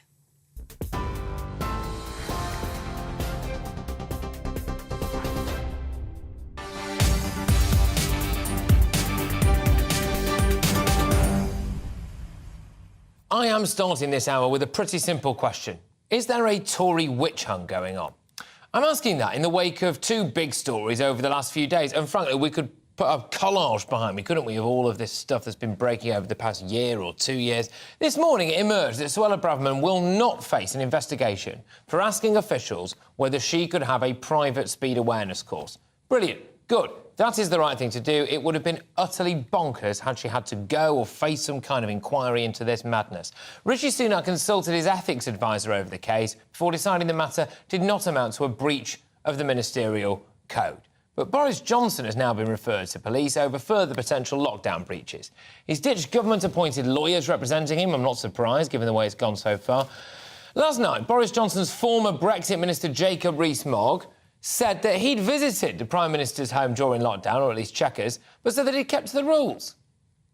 I can tell you that during that period, I went to Chequers. I was invited there with my children, entirely in accordance with the rules. Another senior government minister was going to come, but the Prime Minister cancelled him because you were only allowed to have one family present at the time. So what would have been a meeting with the Prime Minister, the Chief Whip and the Leader of the House of Commons just had me there because you couldn't mix families. The Prime Minister was diligent about it. And I'd also say that one of my children after lunch bowled out the Prime Minister and removed his middle stump, but that would be boasting. You're not allowed to joke about that, apparently. OK, so why don't we have a look at the reality of the situation here, which is in the last few weeks, we've had a very, very senior government minister in the shape of Dominic Raab get done, despite not really shouting or swearing at anybody, as far as I can tell, for allegations going back years and years and years. And then we've had Boris Johnson, I mean, repeatedly hauled before a variety of different people and scrutinised and questioned and non-stop reported to the police over stuff. And then we've got Suella Braverman as well, and someone's just come out and said all of this stuff. I'm starting to think, hang on a minute, people pass off this idea of there being some kind of blob behind the scenes. The theory there is that you've got, elected officials, OK, and then civil servants and people in quangos or whoever, who are unaccountable, unelected as well, crucially, who are working in some way against what the government is trying to do, briefing against them, leaking out stuff about them. I spoke to the assistant head of the FDA union, which is a civil service union, and I was really keen to drill down on that as to whether or not it is against the civil service code to leak stuff to the press. She was crystal clear. She said, yes, it is. And so why is there a huge focus on things that may or may not have happened years ago that have absolutely no bearing on the running of the country today, but we don't have any questions about whether or not our civil service is seriously impartial or whether or not anyone there is breaking the civil service code? With me now is Christopher Hope. So he's Associate Political Editor at the Daily Telegraph. We all know Chopper, don't we? Who was absolutely all over this on social media last night, Chopper. Great to have you on the show. Thank you very, very much. And look, you were having people talking to you, weren't you, saying... So, you know, some of your sources behind the scenes saying that they didn't really believe in the blob, as it were, before, but they're starting to wonder. Look, what are the latest voices in your ear, Chopper? Well, I'm reading off my phone here with my WhatsApp, Patrick. This former minister said to me, I didn't really believe in the blob till now, but the events of the past few days, the briefings against Suella Braverman and now tonight's action against Boris Johnson are beginning to make me think again. And that's what's happened. I mean, I know that it might sound a bit... on the left, some critics of the government, I think that the right's gone a bit mad about this. But there is a feeling, I think, what one minister said, or one MP said to me, they feel like they're in the game Pac-Man. Do you remember from the 80s, Pac-Man? With this blob eating up all the kind of right-wing ghosts. But that's what it feels like to them. I mean, it might sound crazy, and of course they're in government, they can affect change, but there's a feeling that there's such a centrist move from the civil service, they feel under threat, and that's why they went a bit balmy last night about this. But they do think there's something in this, and they're getting very, very jumpy about what they see as a kind of, they would describe it as Remainers trying to remove the kind of differential nature of the UK against the European Union, and they wonder why, or what's causing that, and what is a differential nature of being a Conservative nowadays compared to Labour. What's the difference? And that's why I think there's a chance here for Rishi Sunak. I think he's got to put a big arm around Boris Johnson. There's an election now just 18 months away. This time next year they want to have Johnson campaigning for the Tory party in the red wall seats because he's such a good campaigner. Currently he's in America. I've been told he hasn't spoken to the Prime Minister Sunak since October. That's not great because he's the best campaigner politically of his generation. They want him on the front foot fighting Labour, not fighting each other. It's a mess. Yeah, absolutely. Now, look, Chopper, as well, you mentioned a really good point there, which is all eyes on Rishi Sunak for how he handled Suella Braverman and just finally, anyway, batting it away, something maybe some people think he could have done a little bit sooner. And surprise, surprise, you know, the noises have all gone. There wasn't a huge amount on it, apart from the odd little quip at PMQs today. If the Prime Minister acts swiftly and decisively and just says, look, I'm not bothering with this, it can go away. You think that Rishi Sunak needs to put a big arm around Boris Johnson? What does he need to do? What does he need to come out and say? Well, you remember back in October when there were talks just about half or a few hundred yards from here on Millbank between Johnson and Sunak. They were trying to work out, can they do a deal, work together in October. Sunak made clear there was no deal to be done, and Johnson withdrew from the leadership race, even though he had enough MPs to stand against Sunak and probably win amongst the grassroots. Fast forward 6 months, no talks. Johnson's now in America this week, back next week for talks with his key advisors about what's next. But he's upset. He feels the stitch up. He feels he's nearly getting to the end of this privileges committee. Did he lie to MPs over Partygate? Well, that was about to be resolved, we thought, in a few weeks' time. This new investigation, I understand that there's 17 separate diary entries which are being looked at by the Cabinet Office. Some of those have gone to the police. When the police get involved, it means lots of weeks of waiting, investigations. Those questionnaires will be submitted again. Is there any case to answer? 2 police forces, not just one. It goes on. I can see Partygate and Privileges Committee, which is holding Johnson back at the moment, going on until Christmas. And by then, if he gets a ban in more than 10 days, it could be a by-election in Johnson's seat in the spring or around then. I mean, that's a disaster for the Tories looking into a November election. It's really in the PM's interest, I think, to get this sorted out pronto, put your arm round him, be nice to Boris, because Boris is a useful asset for the Tory party. Currently, he's at sea, he's overseas, in a different time zone, and he's cross. OK, look, Chopper, thank you very much. Can I just quickly say to you as well, we are hearing, from what we can gather, a lot of Conservative MPs have gone to ground on this today, OK? So a lot of them, the usual types who you would expect to normally come out and tub-thump about this, are currently not doing that. What do you read into that? Why do you think that is? Because, you know, this would, as you've said, it's an opportunity for Rishi. It would be an opportunity for the Conservative Party that has been a bit split, to say the least, recently, to come out and get behind it and say, no, look, we're not taking this anymore, OK? We feel like we're being undermined from this faceless blob behind. And I've got to be honest with you, I mean, clearly we're trying to get as many of them on this show as possible, and they're not doing it.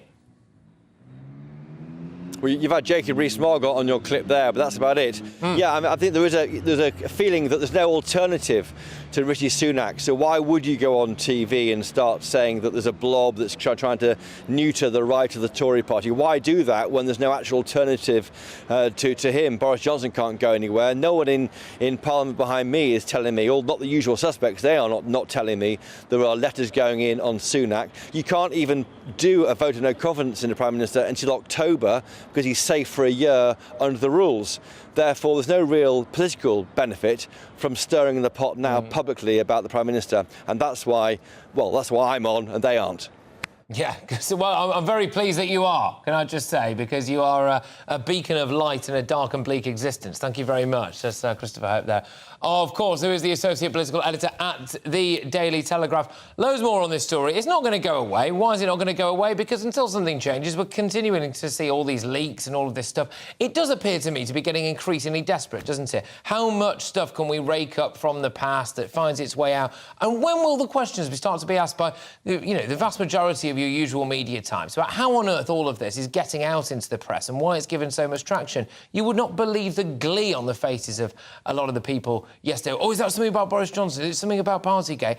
I'm sorry, I just don't think anyone really cares. Is there not more important stuff facing this country at the moment? You get loads more on that story on our website. Simply head to gbnews.com, where you will find the best analysis, big opinion, as well as the latest breaking news. But talking of breaking news, I have some for you, because it concerns that teenager. Yes, it concerns that teenager who has been filming himself entering someone's house and taking someone's dog, amongst other things. We covered this a bit earlier on in the week. 18-year-old Bakari Bronzagaro, who is known on social media as Mizzy, has pleaded guilty to failing to comply with a community protection notice. He's been fined £365. We will have more on that story as we get it. That is the TikTok prankster who, as you will be able to see if you're watching us on television or online, has done things like steal a person's dog, although apparently he gave it back. I'm not sure that really matters.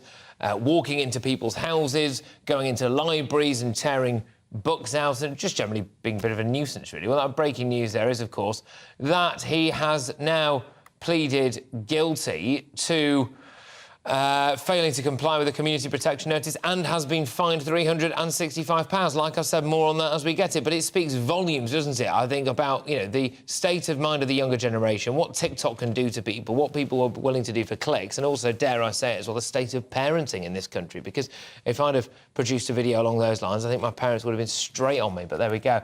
Moving on. Searches at the Arad Dam on the Algarve in the Madeleine McCann investigation will continue into a third day. That's according to local sources. This comes as a mechanical bush cutter has arrived at the scene in Portugal to help with the searches. Dozens of police officers and specialist teams are mounting a second full day of search activity in the hunt for clues surrounding Madeleine's disappearance 16 years ago. Our Home and Security Editor Mark White is in the Algarve. Some key information today from the German Chief Prosecutor, Christian Wolters, the man leading the German end of the Madeleine McCann investigation.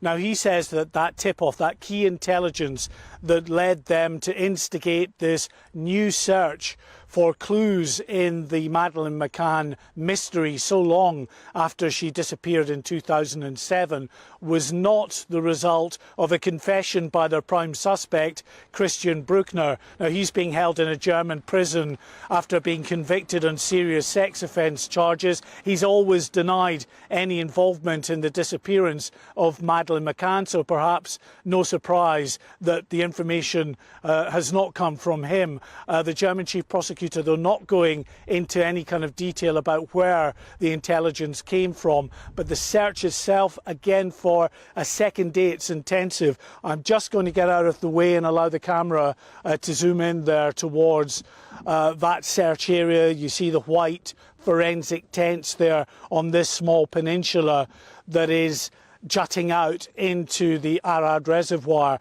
And today we had mechanical equipment brought in, a brush clearer, a device that's remotely controlled to go into the worst of that thicket to help try to clear it so that the search teams can get right in there and properly search the undergrowth that's grown quite significantly over the past 16 years. The reservoir itself, I mean, this is a beauty spot. We know that Christian Bruckner, the prime suspect, had come here on a number of occasions. That reservoir is not being searched at the moment. We don't think it is going to be searched. It's clear that their intelligence that was given to the chief prosecutor there is very specific in terms of a land search. They are not, according to the chief prosecutor, specifically looking for the remains of Madeleine McCann, but potentially items linked to the 3-year-old.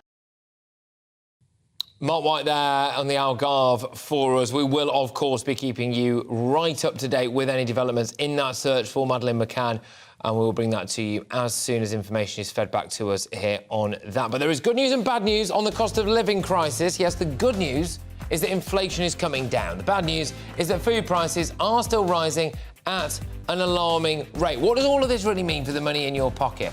Are you just a little bit sick of these economic forecasts as well, I think? I'm Patrick Christys on GB News, Britain's news channel. It's all about family, being in people's living rooms, all the interaction and getting to know who our viewers and listeners are. When I was young, my dad used to say, Nana, stop arguing. I wanted an outlet that would enable me to give my opinion. People are going through a really hard time right now, and I know that you don't feel like you're being listened to by the establishment. I came to GB News because it's the People's Channel, and I want the audience to have their say on the events of the day. We're dynamic. We do something different. Democracy shows that the wisdom of the nation is in its people. I get to travel to find out what the story is from a personal perspective. The British people aren't fools. We know when we're not being told the full story. We've got to work out how Britain moves forward from this. It's the best country in the world. The establishment had their chance. Now we're here to represent your views. Britain's watching. Britain's watching. Britain's watching. We're proud to be GB News, The People's Channel. Britain's news channel. I'm Jacob Rees-Mogg, the Member of Parliament for North East Somerset and a former government minister. For years, I've walked the corridors of power in both Westminster and the City of London. We need to have the arguments, the discussions on how we make it better. Crop failures, famine, war, suffering on a scale completely unimaginable. We are putting the cart before the horse. As Charles I said at the scaffold, he was the true defender of liberty. Yeah, I've completely derailed the conversation. Join me Monday to Thursday at 8 p.m. on GB News, Britain's news channel. So Dubes & Co, we tackle the issues of the day with real, robust debate. Both sides of the fence, battling it out with me in the middle with my forthright opinions and views. And often really interesting things happen because you start with a position and then by the end of the debate you find actually, well, I might not have thought about that one. What we need in this country is 2 new political parties. You should maybe think about doing a 2024 calendar. I'm Michelle Dewberry and I'm keeping you company right through until 7 o'clock this evening. GB News, the People's Channel, Britain's watching. I'm Mark White. As GB News Home and Security Editor, I cover those key issues that are so important to you. Our authorities, our communities doing all they can to combat violent crime. With the public services under unbearable strain, why are we still failing to control our borders? Defence, the first priority of any government, has been continually hollowed out. Can we trust our politicians to protect the armed forces? Join me, Mark White, on GB News. Monday to Thursday, 9 p.m. till 11 p.m. Join me, Dan Wootton. I'll bring you the sharpest takes and hottest debates. Do you not believe in prisons? I don't believe in prisons. I'm completely stunned. I guarantee you there'll be no spin, no bias, no censorship. I actually was personally quite offended by it. And no reason to go to bed. So I guess they've always been quite woke. That's Dan Wootton tonight on TV, radio and online. Monday to Thursday from 9 p.m. till 11 p.m. on GB News. The People's Channel, Britain's news channel. You've probably seen politicians interviewed 1,000 times, but we do it differently. We find out who they really are, we don't shout, we chat, and hopefully we bring a bit of light, not just heat. Did you know Kate Moss? Apparently. Do you have a pair of jeans or a pair of jeans? No, of course I don't. What would I do with them? My friends are like, oh my God, what's she doing now? Join me every Sunday at 6 for Gloria Meets, only on GB News, the People's Channel, Britain's news channel.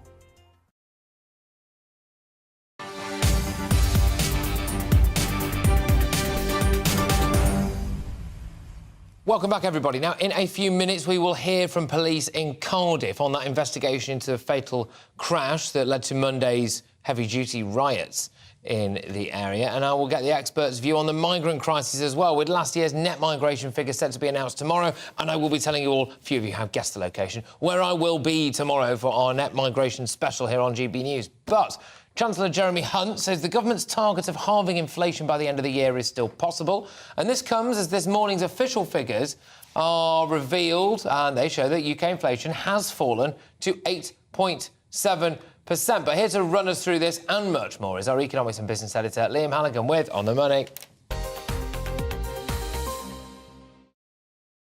OK, so some good news, some bad news. The good news is in the main headline, Patrick, that headline inflation consumer price index in April was 8.7%. So goods and services on average were 8.7% more expensive than in April 2022, down from 10.1% in March. But food prices, you rightly just said there, 19.1% food price inflation, down only slightly from 19.2% in March. This despite the fact that across the world, wholesale food prices have been plunging for the last year. Little wonder that Jeremy Hunt had the food bosses, the food retailing bosses in at the Treasury yesterday. Yeah, no, indeed. And it just seemed a bit bonkers, really, that this is still happening. Are they saying that it's due with a lag, are they, or anything, or any particular reason at all? There are things like, food processing, it uses lots of labour, that's more expensive, uses lots of energy, that's more expensive, but 19.2%. And interestingly, Jeremy Hunt's rhetoric has changed today. Yesterday, after he saw the food price bosses, the word from the Treasury was, we had a good discussion, etc., etc. It seemed more like a love-in to me, rather than a proper grown-up table-banging session. But today, after that sky-high food inflation number and after lots of journalists kicked up a fuss, the Chancellor Jeremy Hunt, he did actually toughen up his rhetoric towards the food retailers. Here he is. We are looking at why food prices are just as high as they are and why inflation remains high, because that's such an acute source of pressure on family finances. We want to talk collaboratively with the industry to find out what is happening. Of course, if there is any wrong behaviour going on, we have an independent regulator that is looking at those issues. Well, there we go. Obviously, if there is any wrongdoing going on, and the CMA, the Competition and Markets Authority, they were involved, we now know, in that meeting between food retail bosses and the Treasury yesterday to see if there is any so-called profiteering, which, of course, the food retailers would deny. Yeah, of course, absolutely. And, right at the heart of this is the consumer, is those families... And the weekly shop. Poorer families spend a lot more, higher share of their income on food, and this is a really big deal. Yeah, 100%. Now, what about the interest rate? Bank of England, the next interest rate meeting is the 22nd of June. Of course, we saw a rise to 4.5%. Most recently, we've had 12 interest rate rises in a row. Now, until just a few days ago, the money markets were predicting that 4.5, that might be the peak, maybe 4.75, then interest rates would start coming down. That was being reflected in mortgage markets, anybody who's trying to remortgage at the moment. Now, after these inflation numbers today, yes, the headline number came down, but food inflation was very, very high. So-called core inflation, which is the underlying price pressures, the impact of wages on supply chains and on prices in the shops, that actually went up, Patrick. It went up to a 31-year high. And that's why just today, since these numbers were released this morning, financial markets have started pricing in an interest rate peak, not of 4.5, not of 4.75, but 5.25, maybe 5.5, which is really difficult if you're trying to get a mortgage. You're coming to an end of a 3 or a 5 year fix.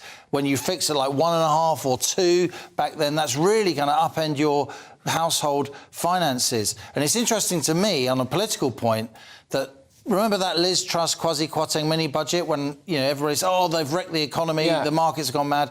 Money markets have now got government borrowing costs and consumer borrowing costs. They're pricing them in. They determine what happens pretty much at the same level as during the height of that mini budget. That's where we are.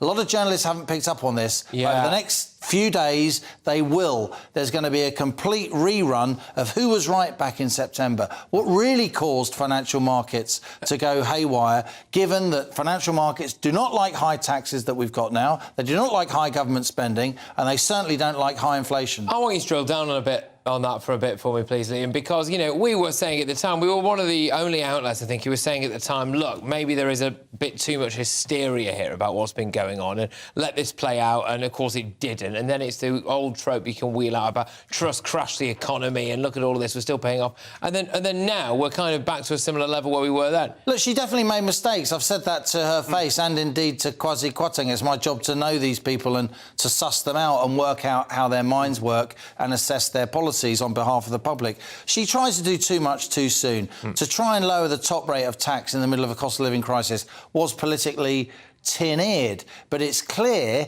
that even without Truss and Kwarteng and their tax cuts, we've got the same high interest rates now, and the government is borrowing a huge amount of money. We saw that earlier this week. Remember I was telling you about that interest payment of 1 month's debt of 9.8 billion, 20 hospitals. 20 hospitals. And the markets can see that means the government's going to have to borrow huge amounts of money because of this high spending. And that means they're going to charge them for that huge amount of borrowing, particularly when inflation's high, which makes borrowing more expensive. It's just absolute madness, but there we go. Liam, thank you very much, as ever. Liam Halligan, our economics and business editor with On the Money. Right, OK, I've got a lot more still to come between now and 5 o'clock. More migrants across the channel on small boats this morning. I think I'm going to stop calling them small boats, actually. They're not that small, are they, these boats? If you've got about 50 people on each of them, I'd say they're at least a medium-sized boat. But I'm going to look ahead to tomorrow's big announcement of the net migration figures as well, which are expected to set a new record. That's before we factored in the medium-sized boats. I'm also going to be asking as well about the Lib Dem leader, Sir Ed Davey. Now, he says that a woman can have a penis. Would you vote for someone who thinks that a woman can have a penis? First, though, is your headlines with Polly Middlehurst.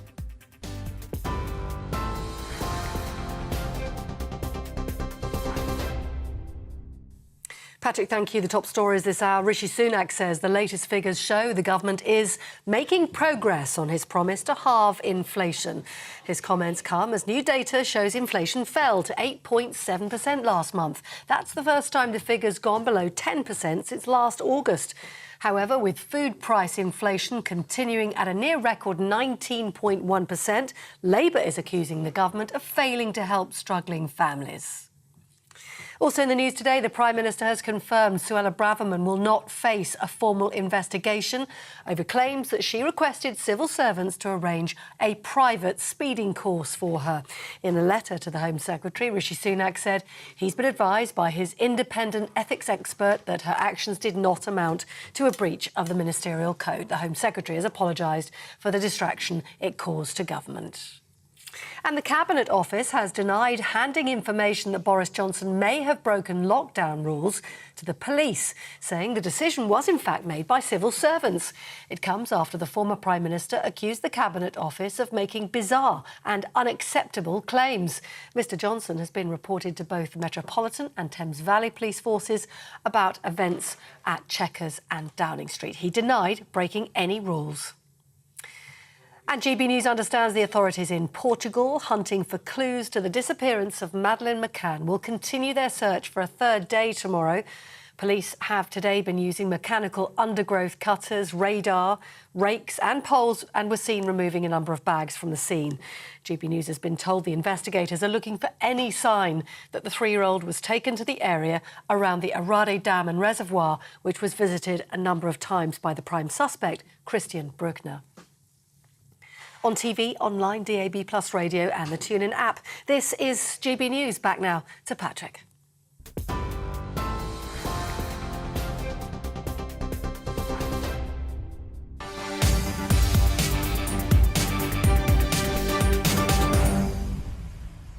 Welcome back. Now, the net migration figures for 2022 will be announced tomorrow, with fears that they could top 700,000. If so, it would shatter last year's record of 504,000. And I will be doing a big migration special for you tomorrow. It's going to be an absolute cracker. I'm getting out and about. I've been teasing you with where on earth I'm going to be. Well, I can now reveal that I will be broadcasting live from Boston in Lincolnshire tomorrow, which had the highest share of Leave voters in the Brexit referendum. So I want to go there and see, is this what you voted for, OK? Because you've got record levels of legal migration, yeah, and we've also got, I suspect, record levels of illegal migration. Is this seriously what you voted for? But just hold that thought, ladies and gentlemen, hold that thought, because I'm going to whiz you over to Cardiff now, where I believe we're going to hear from the local police, and this is in relation to a alleged police chase that resulted in a couple of fatalities and then riots on Monday. Deputy Chief Constable Rachel Bacon is there now having a press conference. Their families continue to be supported and updated by family liaison officers. I am aware of concerns in the local community regarding the timeline of events which culminated in the fatal collision, including CCTV footage which shows a police vehicle following a bike in Frank Road. Therefore, I want to confirm the timeline of events which took place as we know them at this time. We would have liked to provided this level of information yesterday, but this is a complex investigation and we had to be sure of the facts before confirming them. We have been busy obtaining witness accounts, analysing tracking data from police vehicles and studying CCTV, and this is what we know now. 17:59:40, CCTV shows the bike travelling towards the police vehicle in Frank Road. The bike then turns around.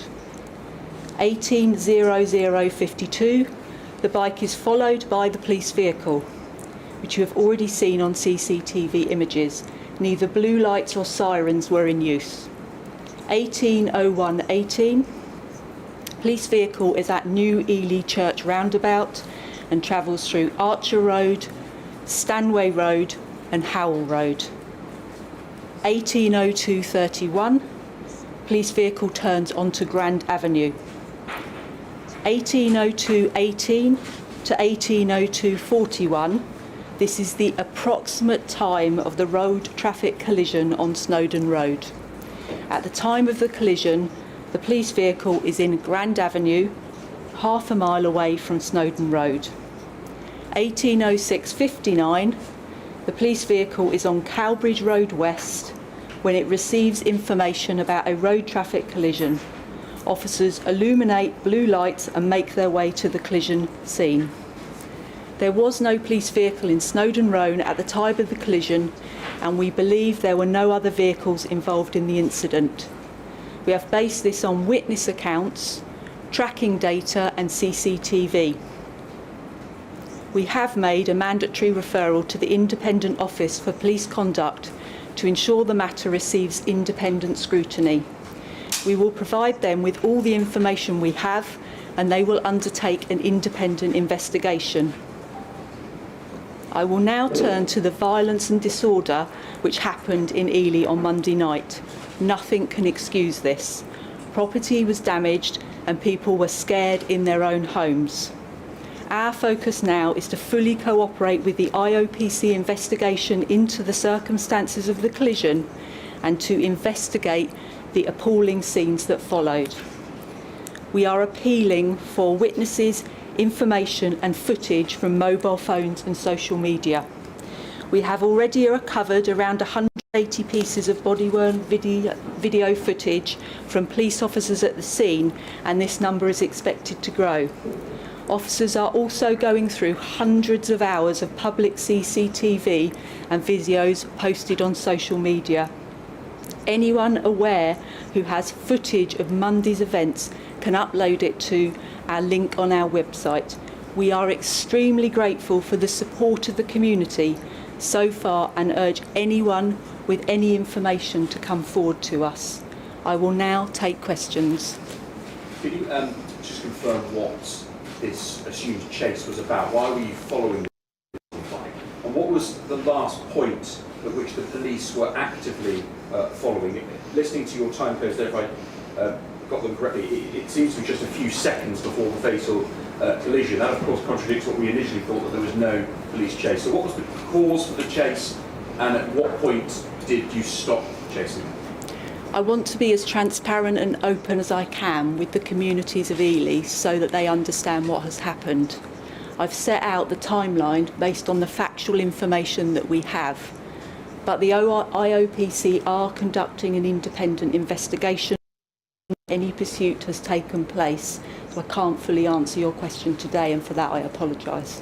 Why did you let the line that speculation about a chase were false rumours circulating in the community? Why did you let that persist for so long, well into Tuesday? The situation yesterday morning was still very unclear. I've explained to you the huge amount of work that has had to be undertaken to get to the point where we are. I would have wanted to speak to our community sooner, and I haven't been able to because we haven't had that level of information. You let the Police and Crime Commissioner go out to the media and say that these were false rumours. The Commissioner was very clear in his interviews that the situation was uncertain, but that there was no police car following the e-bike at the time of the collision. As you know, Alan has a very close relationship with the communities of Ely, and he wanted to give as much information as he could as soon as possible. Okay, but do you regret that initial messaging from the police force and the Commission? All I can tell you is that we have done our best in the circumstances we face with the information we've had. We've been honest and direct. I'm here today to give you the information I have now. I've still got hundreds of hours of investigation that will need to take place. I know you're not going to get every answer you want today, but speaking to the communities of Ely, we are here to protect you. We absolutely understand that it was a terrible night, and we need to focus on bringing those offenders to justice. The BBC has just seen footage in the last half an hour that is time coded from 1801. It's from Stanway Road. It shows two boys on their bike coming up from Archer Road following the police. Now this seems to contradict your timeline, because it seems as though the only reason they couldn't get onto the road where the crash happened is because of bollards at the end. I've been really clear that I've given you factual and accurate information to the apps. Would you let me finish? Thank you. Absolutely, to the best of my knowledge at this moment in time. I have told you that I have hundreds of hours of CCTV. I could have waited, could have not come here today to try and talk about what we know and the timeline as we understand it. But I'm here today to talk to the communities of Ely, to let them know that we absolutely understand their concerns, that we're listening to what you are saying to us on their behalf about their worries, about what we have said.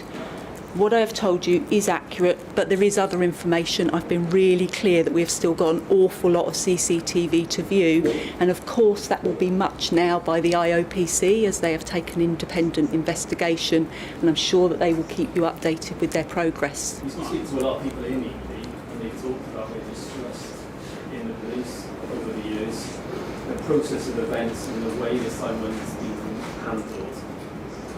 This has damaged your credibility, would you say? OK, so you're listening to a press conference there from South Wales Police Headquarters, where Deputy Chief Constable Rachel Bacon is addressing the press following that fatal crash in Ely, which, of course, led to the death of two teenage boys. There was some issue, really, when it came to the initial police communication about whether or not that the 15-year-old Harvey Evans and 16-year-old Kyrese Sullivan had been involved in some kind of police chase in the run-up to that particular incident. She was trying to clear that up, although was very clear, wasn't she, there, saying that we have a huge amount more information to gather. At the time of the road traffic collision, which sadly proved fatal, clearly she was saying that the nearest police van, as she understood it, was half a mile away, trying to, I think, dispel some of the claims that there was a high-speed police chase, which actually initially caused these deaths.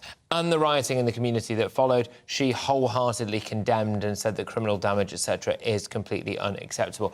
I'm going to return now, though, to one of the stories that I was just briefing you on a little bit earlier on, and it is going to be dominating the news headlines tomorrow, and I think it's going to be dominating the political discourse for some time to come, and that is the net migration numbers, which are set to drop tomorrow. They could well hit 700,000. It will be a record. Some people are saying it could be up to 1 million. We're also, of course, got the illegal numbers, people coming across the channel, etc., and people coming from all corners of the world. What are those numbers going to look like? I will be in Boston tomorrow, in Lincolnshire, which was the seat where there was the highest proportion of Brexit voters. And I'm very keen to go there for the obvious reason. When people voted for Brexit, did you think that all those years down the line, we'd be sitting here now talking about record levels of net migration, potentially record levels of illegal immigration? Dr. Alan Mendoza joins me now, who is the Executive Director at the Henry Jackson Society. Alan, thank you very much, and thank you for holding the line while we briefly visited Cardiff for a second there. Dr. Allen, yes, tomorrow is going to be an absolutely massive day. I suspect it will be a day where the public bubble bursts in terms of them feeling that our politicians actually care about bringing down net migration numbers. Well, I think so. I mean, if we're going to get figures of that level after last year's record, clearly questions are going to be asked about why we are on year-on-year record net migration figures, what is going on within the system, and of course, crucially, what policies will need to change in order to bring this under control.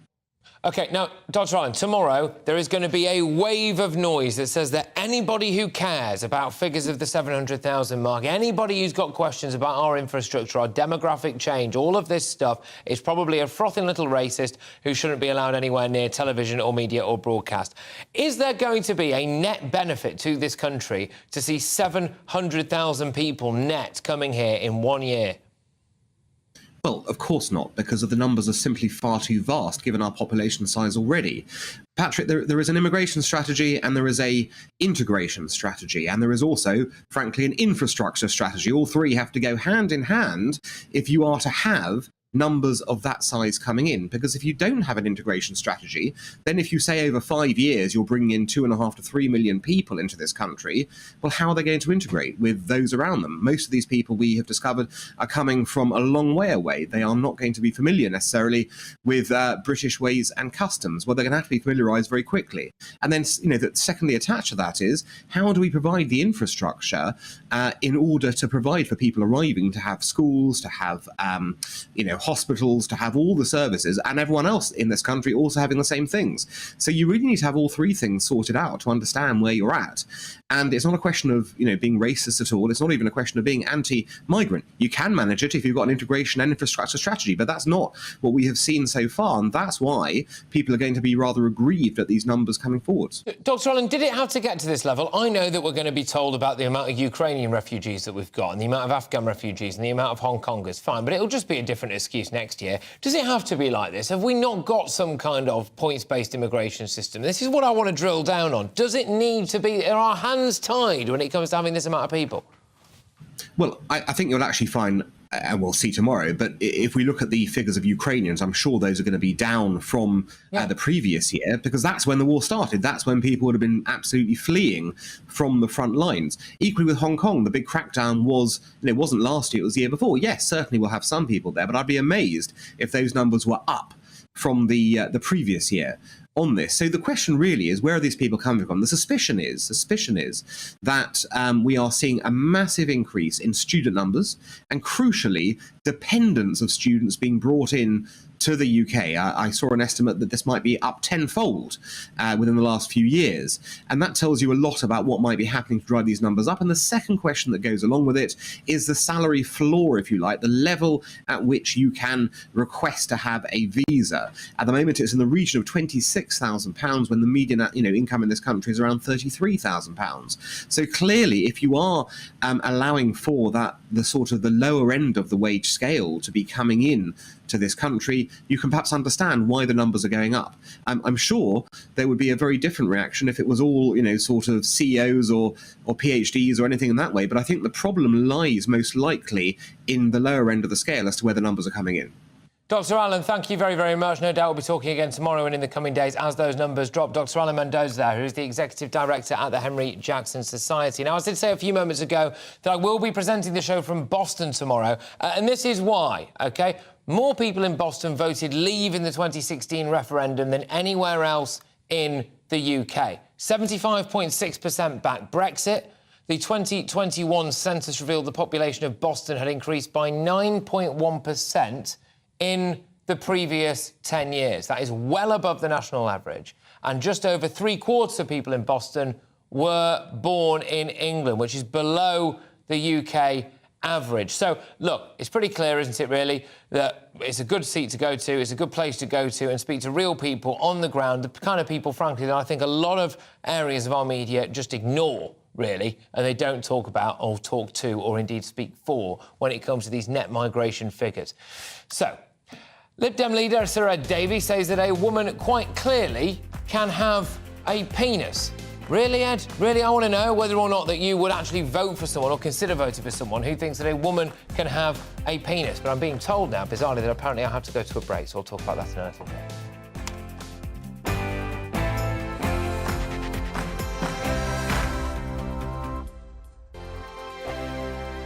First and foremost, I am a GB News fan, and I was before I was working here. Just love the fact that we're asking the questions that a lot of establishment media won't ask. With a bit of a twist, we not only want to inform you, but we want to keep you entertained. It's worth the drive because you get in and the team's all ready and waiting, they're itching to go, and it's a proper little family. GB News is the People's Channel. It's the audience that makes the programme sing. We're giving our viewers and our listeners a voice.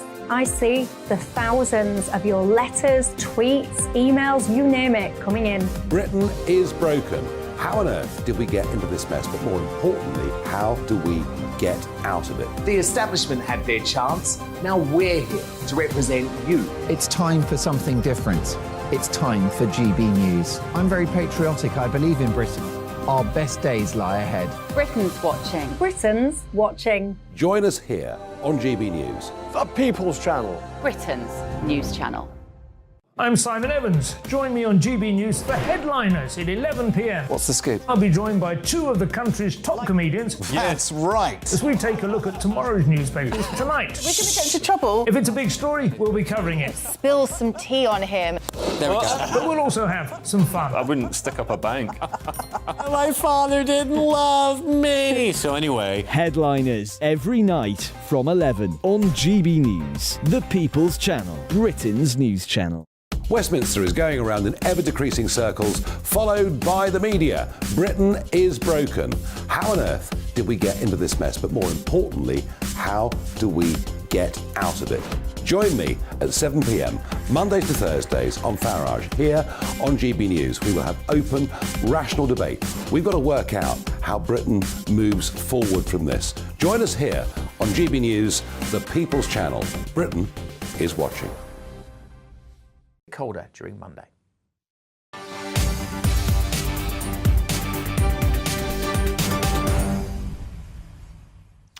Would you vote for a man who can't tell you what a woman is? I won't. I can't. As a basic rule of thumb, if somebody cannot accept basic biological fact, then they are not fit to run a country, in my book. There does seem to be a crossover in the type of people who can't tell you what a woman is, and also, coincidentally, can't tell the difference between an illegal immigrant and a genuine asylum seeker either. But talking of people like that, Ed Davey, the leader of the Liberal Democrats, who, until he piped up with this nonsense and resurfed it after orchestrating a local election campaign based largely around blocking planning developments for NIMBYs, was absolutely stealing a living off the taxpayer for being the missing person of British politics. He stated that some women quite clearly have a penis.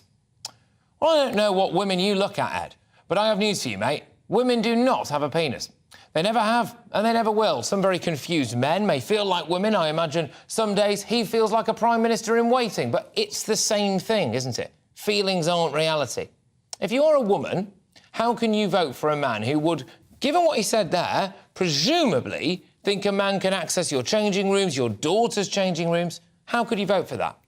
Isn't there something totally anti-feminist about all of this as well? Men telling women what a woman is. Here's what I hear, OK, when a politician tells me that they think a woman can have a penis. I don't accept basic scientific and biological fact, and I'm not fit to be anywhere near high office. Well, to get some reaction on this story, I am joined now by the writer and broadcaster Dominique Samuels, and of course, friend of the channel as well. Dominique, thank you very, very much. What do you make of the fact that we have, a leader of a political party in this country say quite clearly, Dominique, some women can have a penis? Yeah, I mean, to be honest, I don't even really understand why this is still a discussion, because it's really quite simple. The answer is that women do not have a penis, but people like Ed Davies seek to intellectualize this issue for no reason at all. Now, acknowledging basic biological facts is not negating that some people do indeed feel as though they're born in the wrong body. But, at the same time, politicians have a responsibility to women, and to women that feel that the trans ideology that is being pushed quite extensively in society at the moment is posing a threat to our rights, but also what defines our existence. And for yet another male politician to partake in this is just another sad example of how far down the scale of usefulness our politicians are at the moment. What would you say to someone who agrees with Ed Davies, saying that we're just being kind to a certain percentage of the community? Is it the kind thing to do to say stuff like that? I don't think it is the kind thing, because, it's not kind to engage in delusion, and that's just a sad fact, I'm afraid. Now, of course, there are people that identify as a different gender, and they should be allowed to live their lives as they see fit, and, we should respect them as we should respect all people. That doesn't mean we start lying, and I think that there are a sizable amount of trans people themselves that do accept that women do not have a penis. I mean, it's not controversial, but somehow it's being made controversial by the liberal left, really. OK, look, Dominique, thank you very, very much. I could talk to you about this for a very long period of time, but unfortunately we're being a little bit squeezed for time. Dominique, I really appreciate you coming on and discussing this. Thank you very much. It's Dominique Samuels there, who is the writer and broadcaster and, of course, friend of the channel. Look, get in touch. Do you think you could seriously vote for someone who can't tell you what a woman is? Really? I'm just not sure I can. And the big thing for me as well is I don't think people like Ed Davies actually believe this, do they? Do they really believe it? Anyway, gbviews@gbnews.com. But I've got a rip-roaring final hour heading your way, hurtling your way very shortly, because Boris Johnson has been referred to police over further potential lockdown breaches.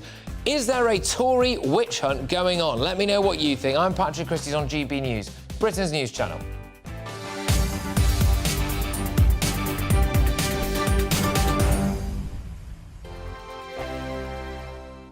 I joined GB News because I was sick and tired of not hearing my views being represented, not just mine, but so many people that I knew and spoke to. I just couldn't get my voice out there. I couldn't say anything. I couldn't do anything. Whatever the narrative was, I kind of had to follow it. GB News is there to provide a voice for those who have been ignored by the establishment media. We think different things, we've got a different style. GB News is here to be optimistic and positive about the future. It's real kind of dynamic and flowing, with the audience very much at the heart of it, like a big family.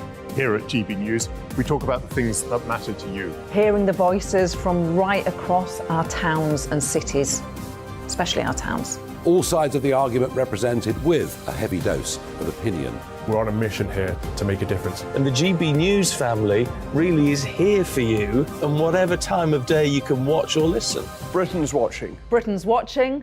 We're proud to be GB News, The People's Channel. Britain's news channel.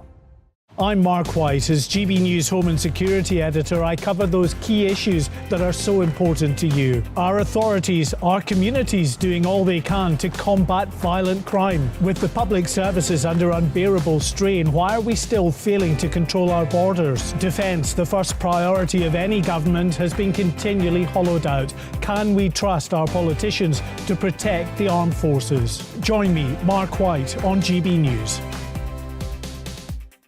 Monday to Thursday, 9 p.m. till 11 p.m. Join me, Dan Wootton. I'll bring you the sharpest takes and hottest debates. Do you not believe in prison? I don't believe in prisons. I'm completely stunned. I guarantee you there'll be no spin, no bias, no censorship. I actually was personally quite offended by it.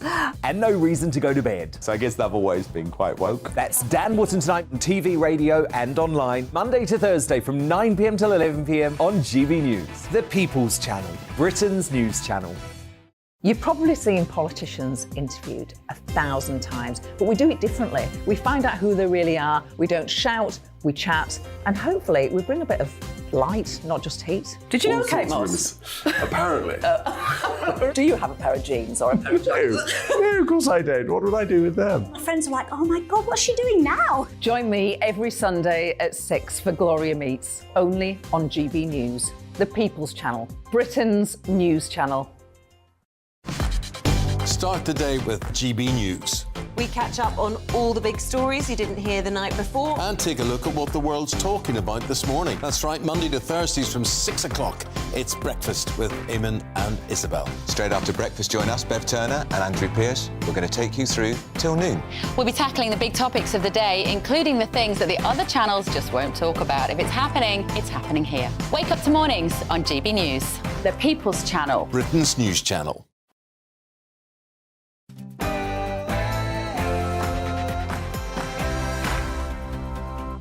Hey, good evening, everybody. It's Patrick Christys here on GB News. It has just gone 5 p.m. Busy final hour. Here's what's coming up, OK? Is there a witch hunt going on between our civil service and Tory MPs? I want to get to the bottom of that. It certainly looks as though there may be. In other news as well, yes, that's right, the search for Madeleine McCann continues. It will roll on for another day. Our Home and Security editor, Mark White, is on the scene in the Algarve for us with any breaking developments. We're also going to be talking, of course, a bit about this, aren't we? GB News' immigration special. Those absolutely catastrophic net migration figures are set to drop tomorrow. We will no doubt be told, won't we, that we all need this for our economic well-being. Well, I'm not convinced about that. I will be live tomorrow from Boston in Lincolnshire, the home of Brexit in many ways, and also an area that has seen rapid population growth. So a great spot to be. If you happen to be in Boston, make sure you pop along and say hello. But yes, we're gearing up to that immigration special. In other news, though, yes,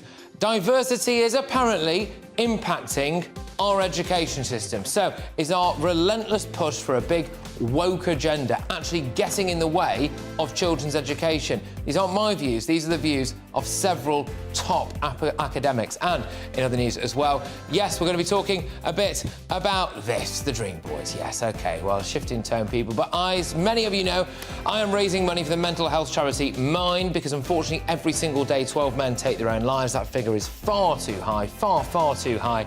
JustGiving.com/fundraising/challenge Christys is that address if you want to go and chuck us a few quid. We're trying to raise £50,000, and if we do get to £50,000, I will, of course, rather humiliatingly, be taking my kit off on stage with the male strippers, the Dream Boys, on June 28th in Bromley. You can pay me to not do that if you so wish. Patrick Christys on GB News.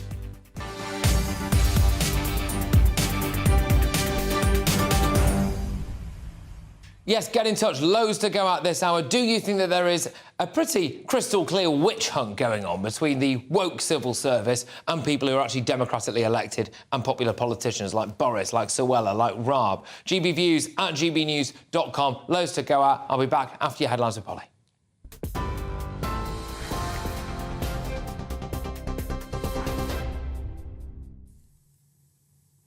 Patrick, thank you. Well, the top stories are just after 5 o'clock. Detectives have confirmed it was not a police chase that led to the deaths of 2 teenagers in Cardiff on Monday.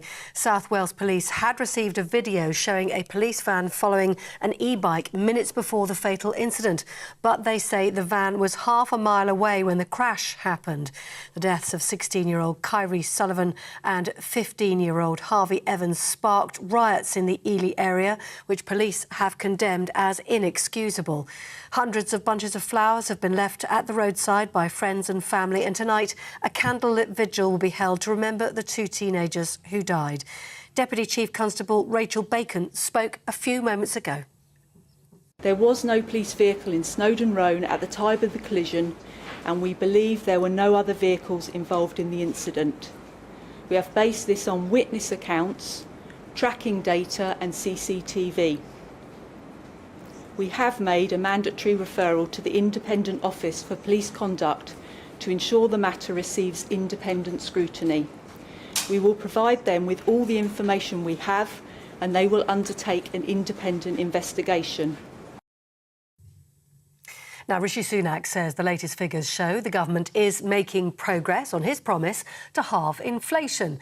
His comments come as new data showed inflation fell to 8.7% last month. That's the first time the figure has fallen below 10% since last August. However, with food price inflation continuing at a near record 19.1%, Labour is accusing the government of failing to help struggling families. But Jeremy Hunt confirmed there was still more work to be done. These numbers show there is absolutely no room for complacency in the battle against inflation. Food price inflation is still worryingly high. That's why we've had food producers, farmers in supermarkets in to talk about what we can do to reduce the pressure there. Well, setting out Labour's economic policy plans whilst on a visit to Washington, DC, Shadow Chancellor Rachel Reeves says under successive Conservative governments, prosperity has turned to stagnation.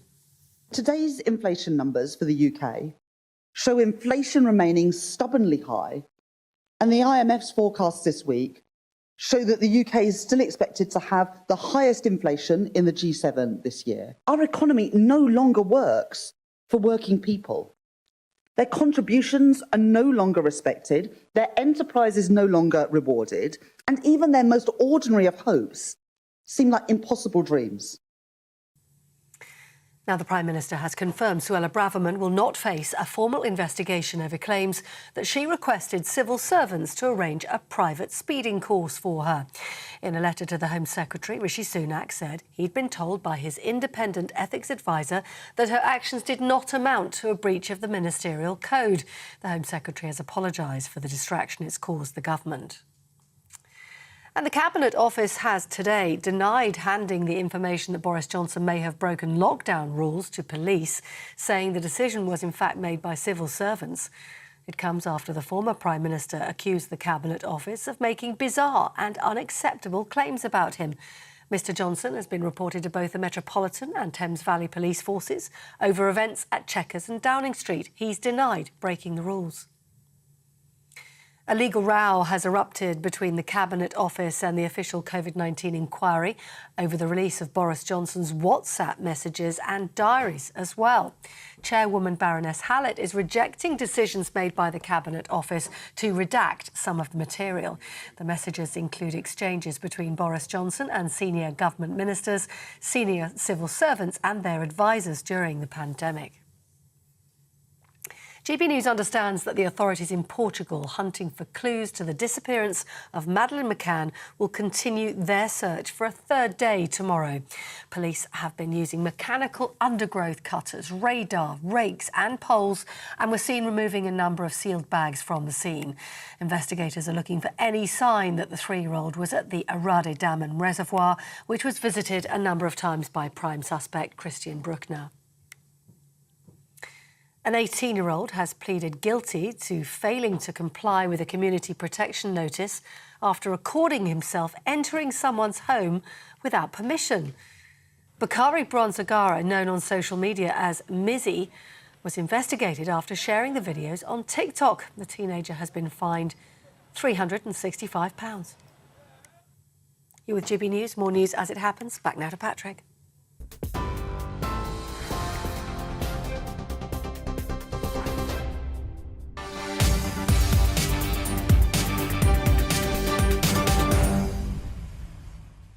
OK, welcome back. I am starting this fast-paced hour with a pretty straightforward question. Is there a Tory witch hunt going on? I'm asking that in the wake of two big stories over the last few years. So this morning, it emerged that Suella Braverman will not face an investigation for asking officials whether she could have a private speed awareness course. Rishi Sunak consulted his ethics advisor over the case before deciding the matter did not amount to a breach of the ministerial code, handling it in-house himself. Surprise, surprise, the story basically goes away. Why wasn't this done before? But then Boris Johnson has now been referred to police over further potential lockdown breaches. He's ditched government-appointed lawyers representing him in the COVID inquiry, and he has come out and apparently said, according to our website, gbnews.com, that he is considering suing the civil service. I want to know, when you just add all of this stuff up, we've got Braverman, we've got Boris, we've got Raab, we've got goodness knows who else is about to get stuck into. Jacob Rees-Mogg, of course, famously did battle with the civil service. Is it not a pretty clear picture emerging, really, of some individuals behind the scenes, the blob, as it were, actually now trying to bring down government ministers, democratically elected government ministers with right-leaning politics? Last night, Boris Johnson's former Brexit minister, Jacob Rees-Mogg, revealed that he'd visited the Prime Minister during lockdown, which is what some of this hoo-ha is all about, but that he'd stuck to the rules. I can tell you that during that period, I went to Chequers. I was invited there with my children, entirely in accordance with the rules. Another senior government minister was going to come, but the Prime Minister cancelled him because you were only allowed to have one family present at the time. So what would have been a meeting with the Prime Minister, the Chief Whip and the Leader of the House of Commons just had me there because you couldn't mix families. The Prime Minister was diligent about it. I'd also say that one of my children after lunch bowled out the Prime Minister and removed his middle stump, but that would be boasting. Sometimes the jokes write themselves, don't they, to be fair? But I'm joined now by GB News' political editor, Darren McCaffrey, to shed some more light on this. Darren, Boris Johnson is absolutely adamant, as are a lot of Tory MPs behind the scenes, that there is a witch hunt going on and maybe the investigation should be into the civil service leaks and not themselves. What's going on? Yeah, he's branded this investigation of the allegations that have led to two police forces looking into apparent or supposed COVID rule breaking as totally untrue. And as you say, he says that this is a politically motivated witch hunt. It has been slightly kicking off this afternoon with the COVID inquiry. Two threads to this story, if you like. First of all, Boris Johnson has effectively sacked his government lawyers who were acting on his behalf after they, of course, sent that information to the Cabinet Office, who then passed it on to the Metropolitan Police and Thames Valley Police, who are looking into these allegations. The friends and family visited Chequers and Downing Street, potentially breaking COVID rules. Now, the government are insistent that no minister signed this off. This was a decision of civil servants, and the civil servants say they're following the code of conduct. They're doing what they're obliged to do.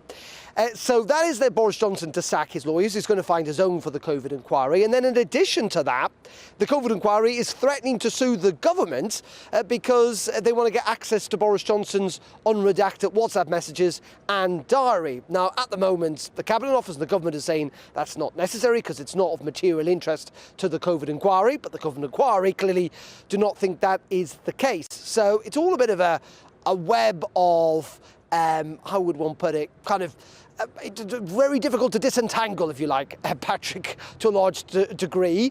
But you've got the COVID inquiry at the centre of all this. You've got two separate police forces investigating the former Prime Minister. You've got a former Prime Minister, Boris Johnson, who's very, very unhappy and thinks there is a political witch hunt.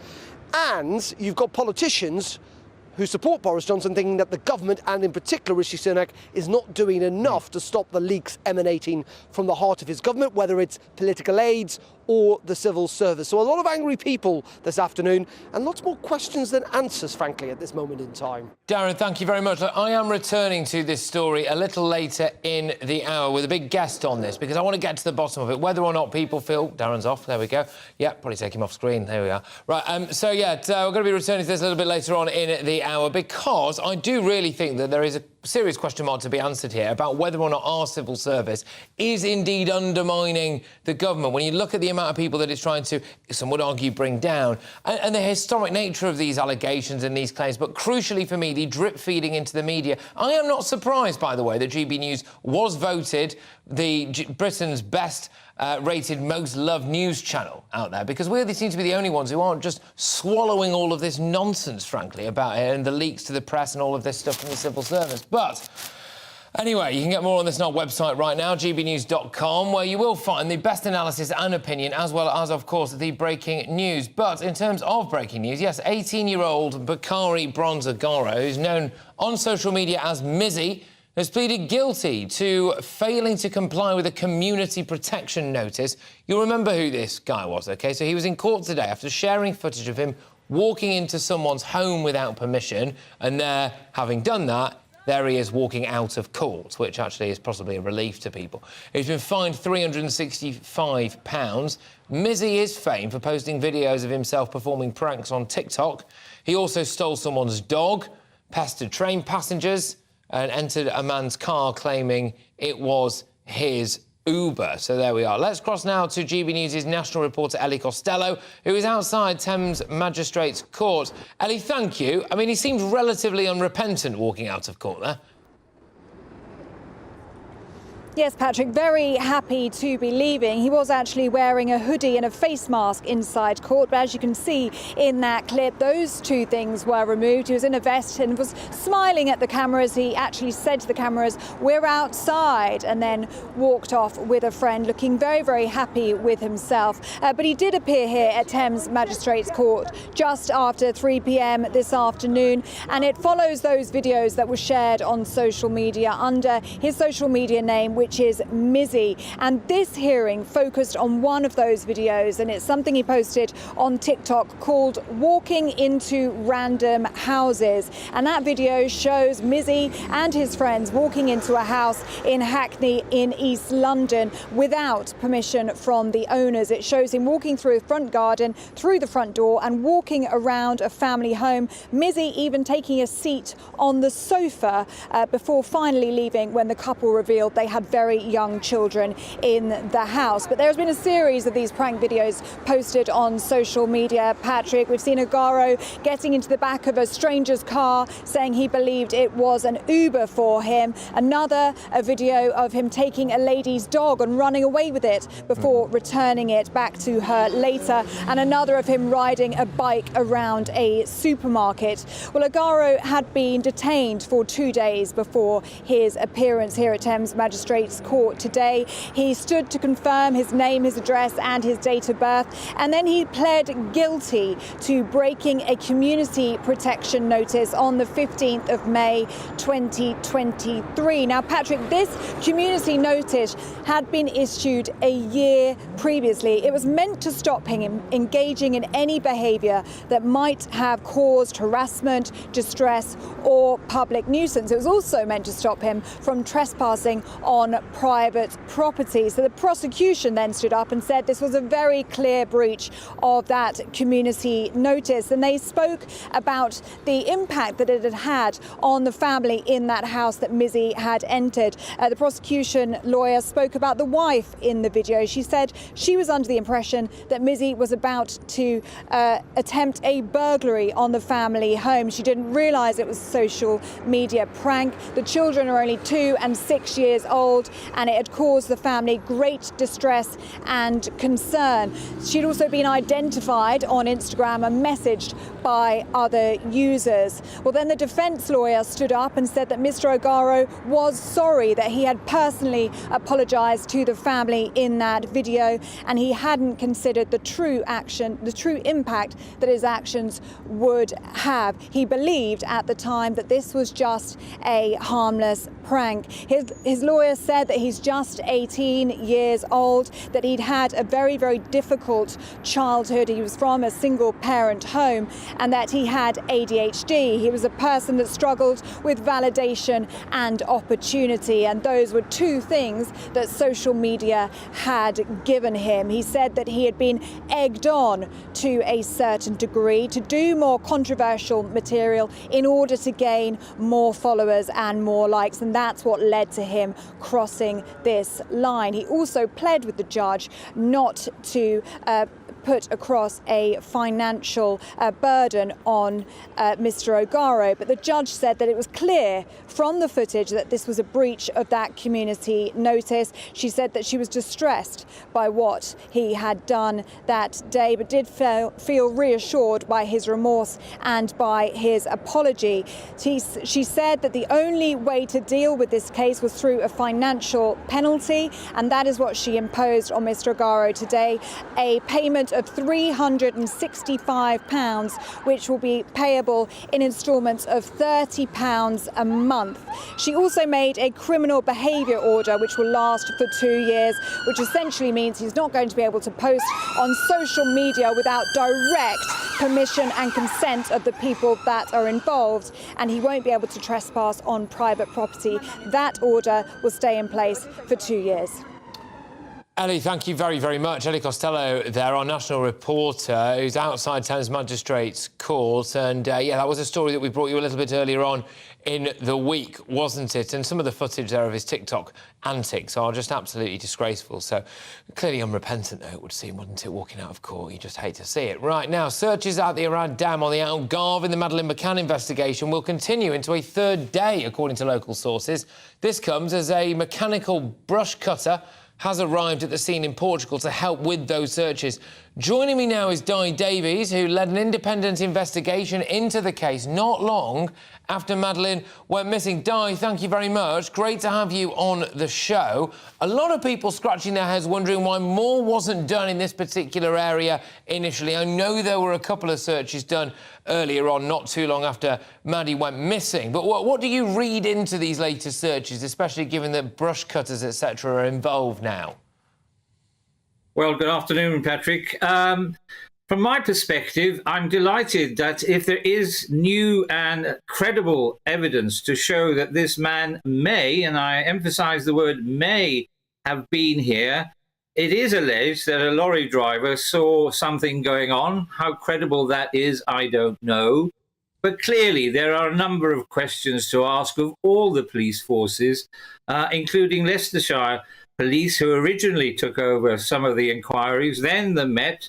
The Portuguese police, frankly, were disastrous in their early days. We are where we are now, and in fairness, the Germans, through their BKA unit, appear to have made a huge amount of progress. Now, this man, I think, should have been identified a great deal many years ago because he fitted the profile, and somehow he slipped through the net.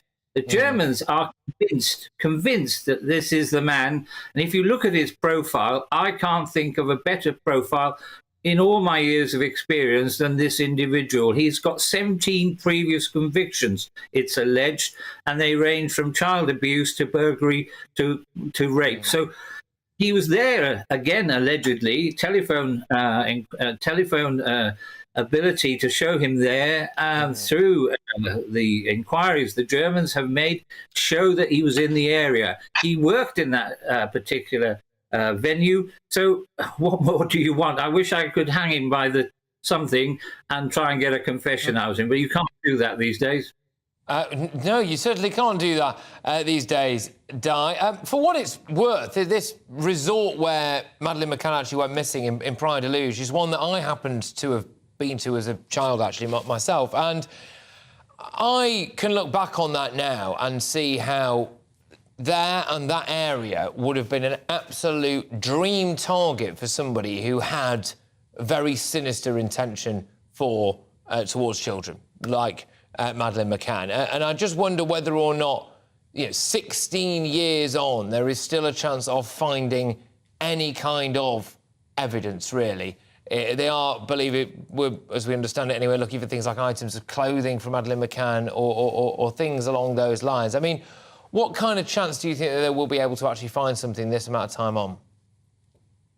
Well, clearly they will rely on forensics and even scraps of forensics that may or may not indicate whether she had been taken there, whether he had left any items there that could point to the fact through DNA, through other aspects. And of course, actually getting rid of bones and things like that, in my experience, it's very difficult.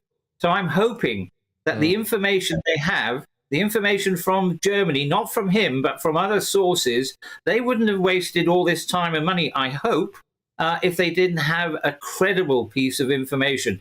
But again, the task must be enormous. But it's indicative that they're carrying on for a third day. Some aspects show that they've taken stuff away from there. I don't know what they are. But again, 16 years on, here we are again. The last time it was the Met Police who asked for searches. The Portuguese have looked into disused wells and so on. There must be something significant for all these resources to be put into this particular search, from what I can gather. OK, look, Di, thank you very, very much. It's Di Davies there. We'll be talking again, no doubt, Di, as this particular investigation rumbles on. Former head of Royal Protection at Scotland Yard, and also, crucially, in this instance as well, the man who led an independent investigation into the case not long after Madeleine went missing. You heard him say there that, in his view, he thinks that this particular suspect, this Christian Bruckner, should have been named a bit earlier on, or identified earlier on anyway. He says he fit the profile. Christian Bruckner, of course, denies everything at this stage. That search for Madeleine McCann in the Algarve is set to continue through to tomorrow as well. But this time tomorrow, I will be broadcasting, I'm looking forward to this as well, live from Boston, OK, which is known as the Brexit capital of the UK. And this is because the net migration figures are set to be released. They're set to be an absolute shocker as well. And I wanted to go to what's supposed to be the epicentre of us taking back control of our borders to find out what people really think about the fact that we now really have, well, frankly, as far as I can tell anyway, pretty much no control of our borders. I'm Patrick Christys on GB News, Britain's news channel.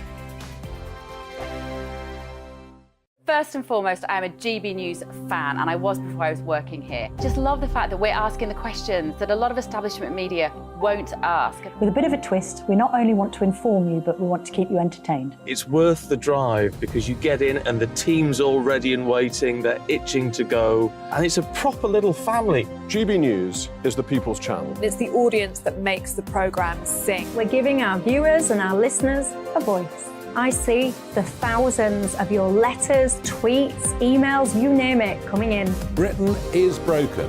How on earth did we get into this mess? But more importantly, how do we get out of it? The establishment had their chance. Now we're here to represent you. It's time for something different. It's time for GB News. I'm very patriotic. I believe in Britain. Our best days lie ahead. Britain's watching. Britain's watching. Join us here on GB News. The People's Channel. Britain's news channel. I'm Simon Evans. Join me on GB News for Headliners at 11 p.m. What's the scoop? I'll be joined by two of the country's top comedians. That's right. As we take a look at tomorrow's newspapers tonight. We're going to get into trouble. If it's a big story, we'll be covering it. Spill some tea on him. There we go. But we'll also have some fun. I wouldn't stick up a bank.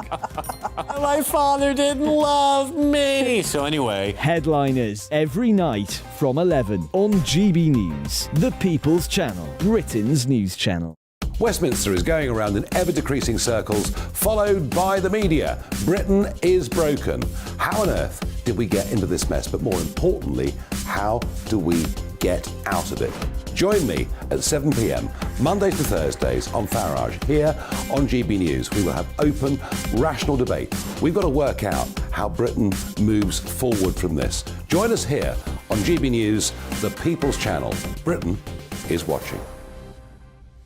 I'm Andrew Doyle. Join me at 7 o'clock every Sunday night for Free Speech Nation, the show where I tackle the week's biggest stories in politics and current affairs with the help of my two comedian panellists and a variety of special guests. Free Speech Nation, Sunday nights from 7 on GB News, the People's Channel, Britain's news channel. Monday to Thursday nights on GB News. At 6, it's Dubes & Co. 7 o'clock, Farage. At 8, join Jacob Rees-Mogg. And at 9, Dan Wootton Tonight, followed by Headliners. On TV, radio and online. This is GB News. Every Sunday from 11, join Michael Portillo. There will be topical discussion, looking at the week before and the week to come. So kick back and relax at 11 a.m. on Sundays on GB News with me, Michael Portillo. GB News, the People's Channel, Britain's news channel.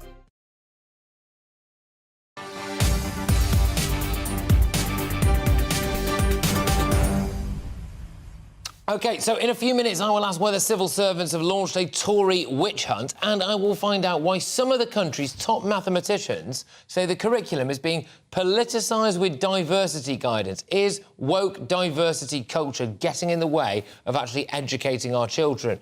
But the net migration figures for 2022 will be released tomorrow, and as you would expect, GB News will be all over the minute detail of it. They're expected to top 700,000, could well be higher. And this show will come to you live tomorrow from Boston in Lincolnshire. And here is why. Because more people in Boston voted Leave in the 2016 referendum than anywhere else in the UK. What was a big reason to vote Leave? To get control of our borders. What has happened? Well, we haven't, have we? 75.6% of people back Brexit. The 2021 census, now this is interesting, revealed that the population of Boston had increased by 9.1% in the previous 10 years.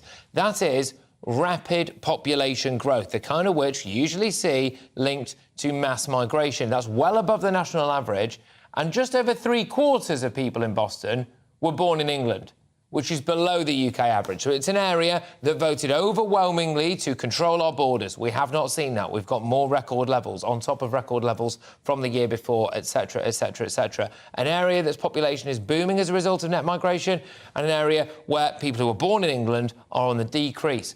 So there we go. Now, I'm joined by Boston Borough Councillor Anton Danny. Anton, thank you very much. It's great to have you on the show. Yes, so thank you for having me, whether you knew it or not before we started this conversation, in your fair place of Boston tomorrow. But look, what are the people of Boston making of this idea that we're going to have another record level of mass net migration? I mean, it doesn't really seem to be what you guys voted for. No, it's not. And I think the Bostonians, and on their behalf, we feel that we have been betrayed by the government. We have been deceived. And let me tell you, I think there is no waste of money such as the taxpayers' money in this country. We pay so much taxes, and we give almost $500 million of these taxes to France to protect our borders. Still, there is no protection. We increase the pay, a yearly pay for the gendarme in France by £60 million. There is no protection, and I call it waste of money. Now, the Bostonians, when they look at these figures, and you just stated that Boston has increased by 9.1%. I think it's wrong. The figure is more than that. And I will tell you why, the reason for that. When we did the census a couple of years ago, I was working with the officers and we went to some houses. And some houses, they don't want to open the door. And some of them, they say that they don't speak English. So we couldn't know how many people live in these houses. A few months ago, we went to check a house on one of our streets in Boston. We found 19 people living there and 30 stolen bicycles at the backyard. So the figures, my dear friend, I think they're wrong. They are not right. We don't know really what's the population of Boston because we are very crowded. And I will give you some figures which can probably enlighten the viewers. Some of our surgeries, they have more than 10,000 patients. We have around 6 surgeries around Boston. We are looking at 60,000 people at least. Now, our infrastructure is hit hard. We don't get any help from the government. We are struggling in schools. Some of the schools are taking the pain of adopting more kids in the schools. Some of them, they're having over 1,400 pupils. Surgeries are packed. You cannot have your appointments. I do recall when I used to go to my GP and wait at 8 o'clock and I will see my GP at 9. Now it will take you 4 to 6 weeks. If you go to the A&E, you will be waiting. Most of the patients in the A&E are from a European background. We have a lot of littering in Boston.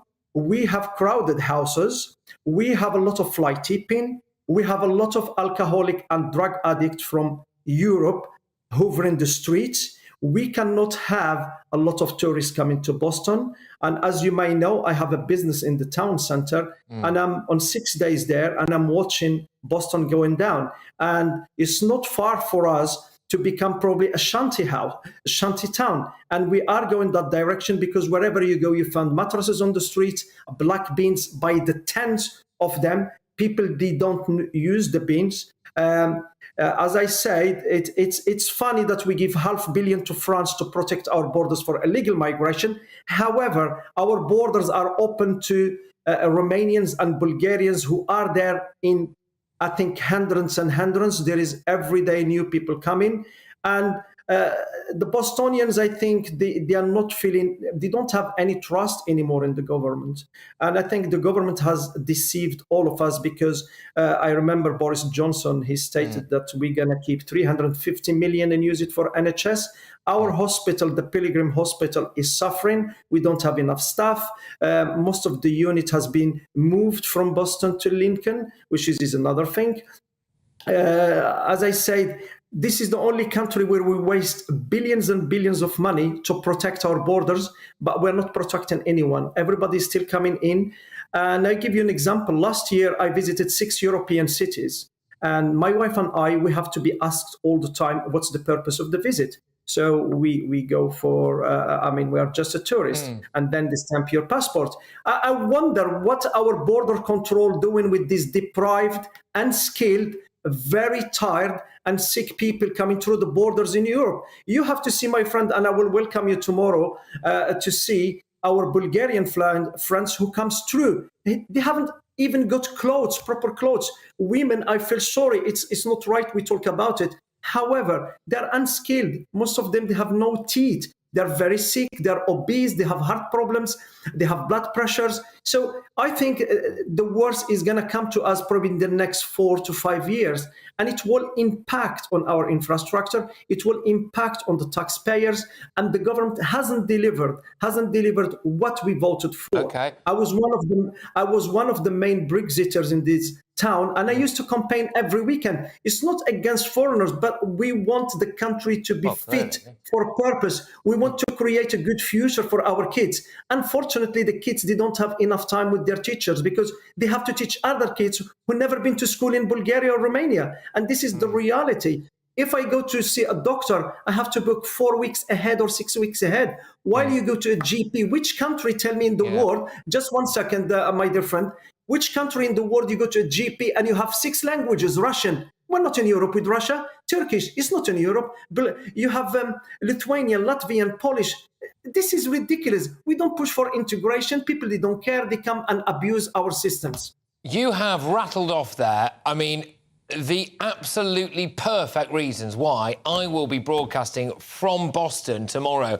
Massive problems with the numbers, massive problem with integration, massive problem of our infrastructure, massive problem of a lack of trust as well. Anton, thank you very, very much for summarising perfectly why we've picked exactly the right place. And hopefully I will see Anton tomorrow when I broadcast live from Boston. Anton Danny there, who is of Boston Borough Council. And if that place sounds a bit like your place where you live, then I'm not surprised. But we are going to be talking about this a lot more over the course of the next show, and I cannot wait to get to grips with all of that information in Boston tomorrow and really see the reality of it. That Brexit capital of the UK fundamentally let down, and just look at the effects of the massive monumental numbers of net migration there. Still to come, though, between now and 6 o'clock. I've got loads more, but first it is time for your latest headlines with Polly.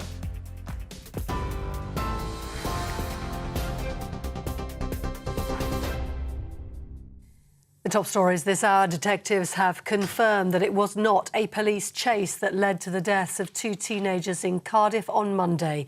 South Wales Police have analysed a video appearing to show a police van following an e-bike minutes before the fatal incident, but they say the van was half a mile away from the crash scene at the time of the video. The deaths of 16-year-old Kyrie Sullivan and 15-year-old Harvey Evans sparked rioting in the Ely area, which police have condemned as inexcusable because they say local people were frightened in their own homes. Hundreds of bunches of flowers have been left on the roadside by friends and family, and tonight a candlelit vigil is planned to remember the 2 teenagers who've lost their lives. Also in the news today, Rishi Sunak says the latest figures show the government is making progress on his promise to halve inflation. His comments come as new data shows inflation fell to 8.7% last month, which is the first time the figure has gone below 10% since last August.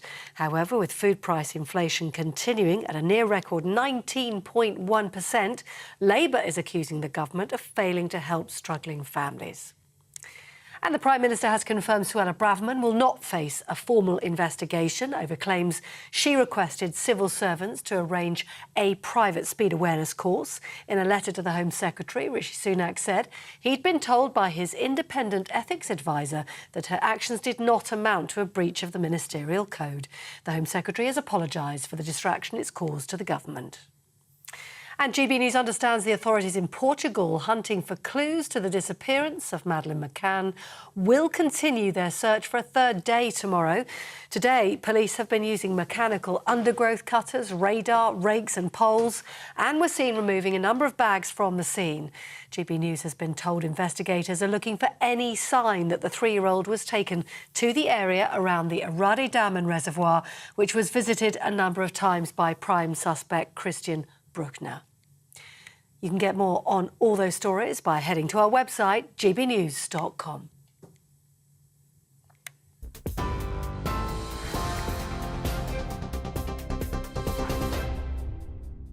Direct Bullion sponsors the Finance Report on GB News for gold and silver investment.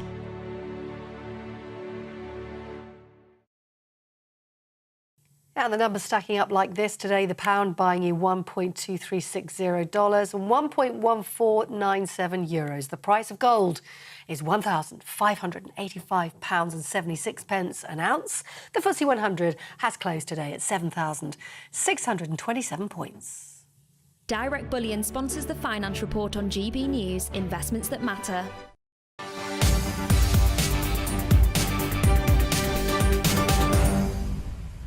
OK, more now on our top story. Is there a Tory witch hunt going on behind the scenes? This morning it emerged that Suella Braverman will not face an investigation for asking officials whether she could have a private speed awareness course, which I think we can all agree is common sense, unless, of course, you happen to work for vastly different media outlets, or indeed you are sitting on the opposition benches, or, crucially, in the civil service. But Boris Johnson has now been referred to police over further potential lockdown breaches.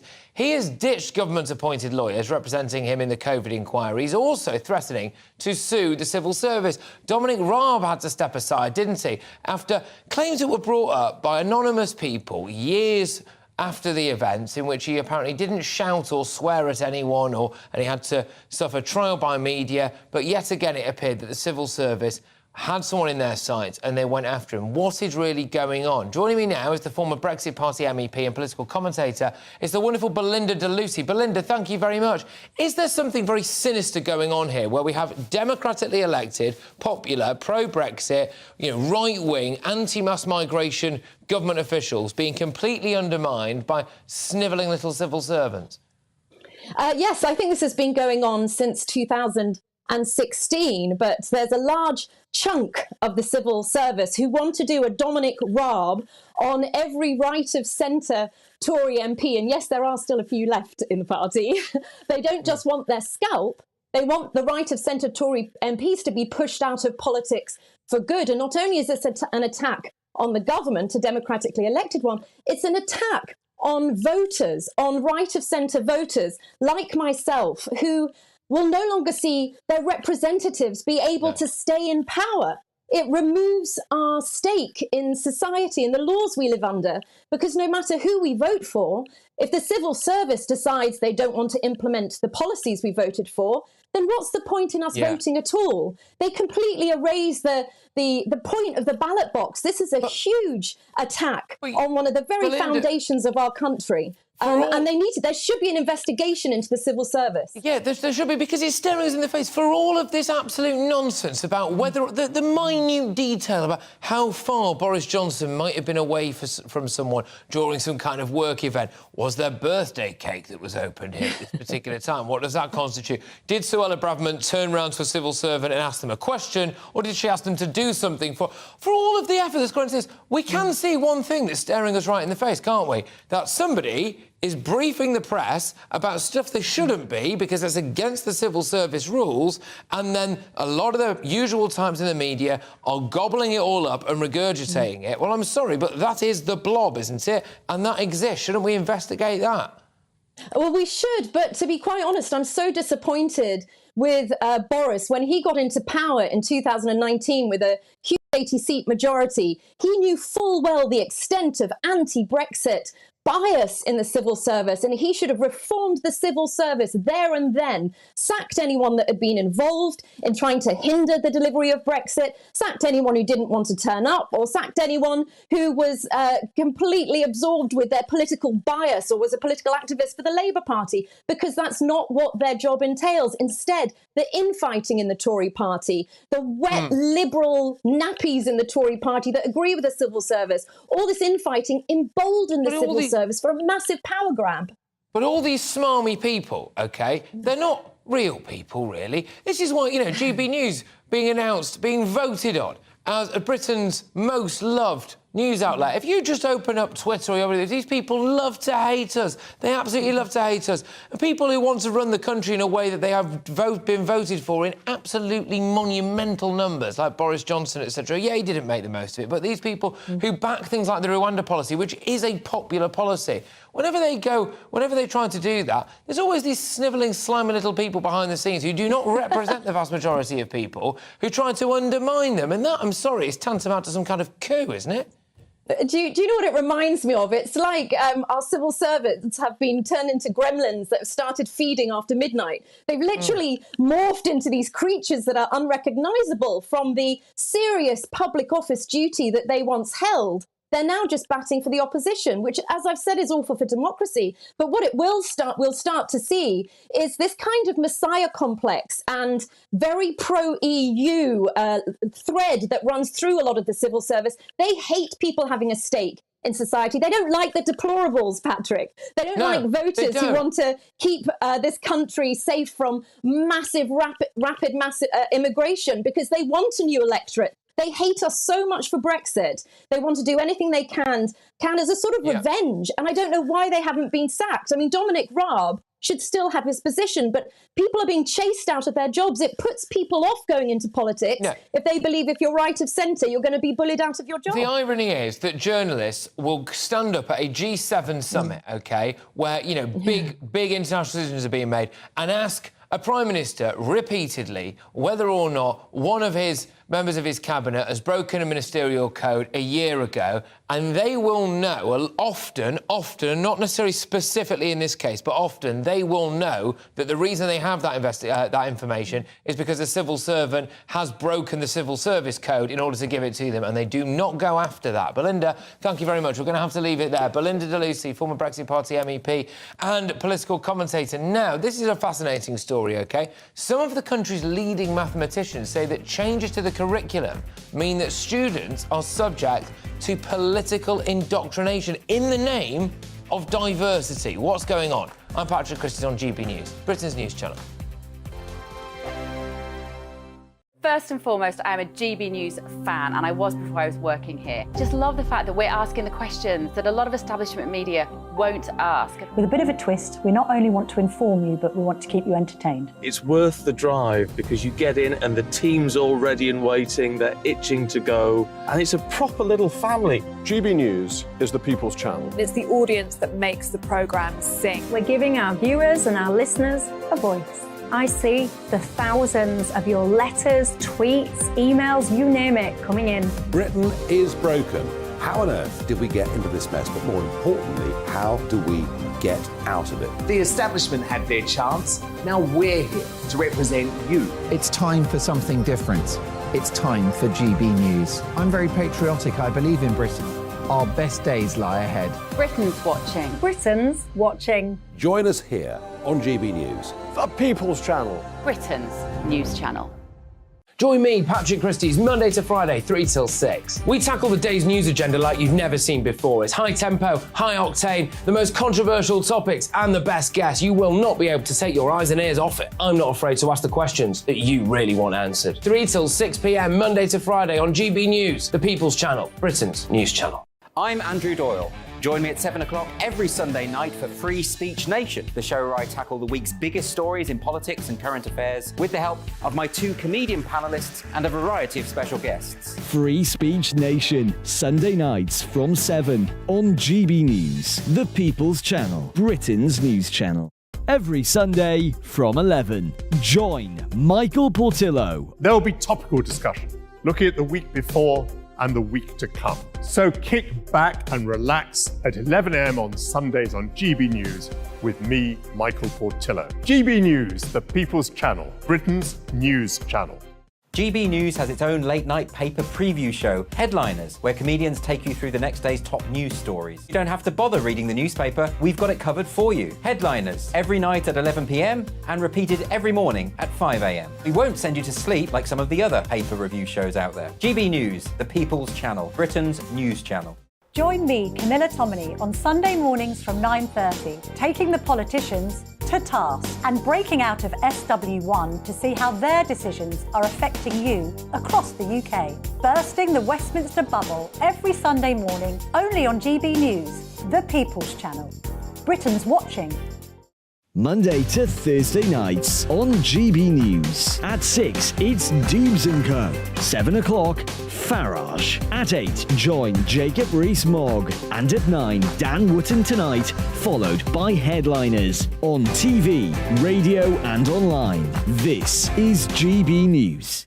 Westminster is going around in ever-decreasing circles, followed by the media. Britain is broken. How on earth did we get into this mess? But more importantly, how do we get out of it? Join me at 7 p.m, Mondays to Thursdays on Farage, here on GB News. We will have open, rational debate. We've got to work out how Britain moves forward from this. Join us here on GB News, the People's Channel. Britain is watching.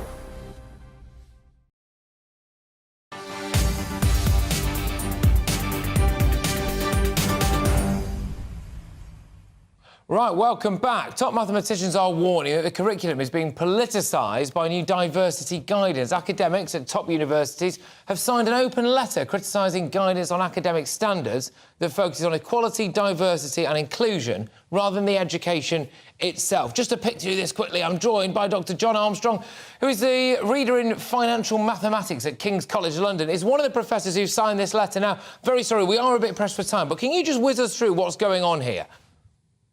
Well, the Quality Assurance Agency for Higher Education, they're introducing 3 different themes, and they're actually introducing this into all subjects. So they're introducing equality, diversity and inclusion, education for sustainable development and enterprise and entrepreneurship.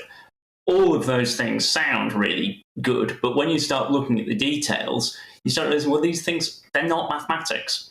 And while I think most mathematicians want mathematics to be something that anybody can study and be as welcoming as possible, we're being told that equality, diversity and inclusion should permeate the entire mathematics curriculum. So that's the whole of our mathematics curriculum now contains elements of equality, diversity and inclusion. And that's a really large thing to be asking, because traditionally mathematics has just been simply about mathematics. And of course we know at the moment, equality, diversity and inclusion is actually a hugely controversial area.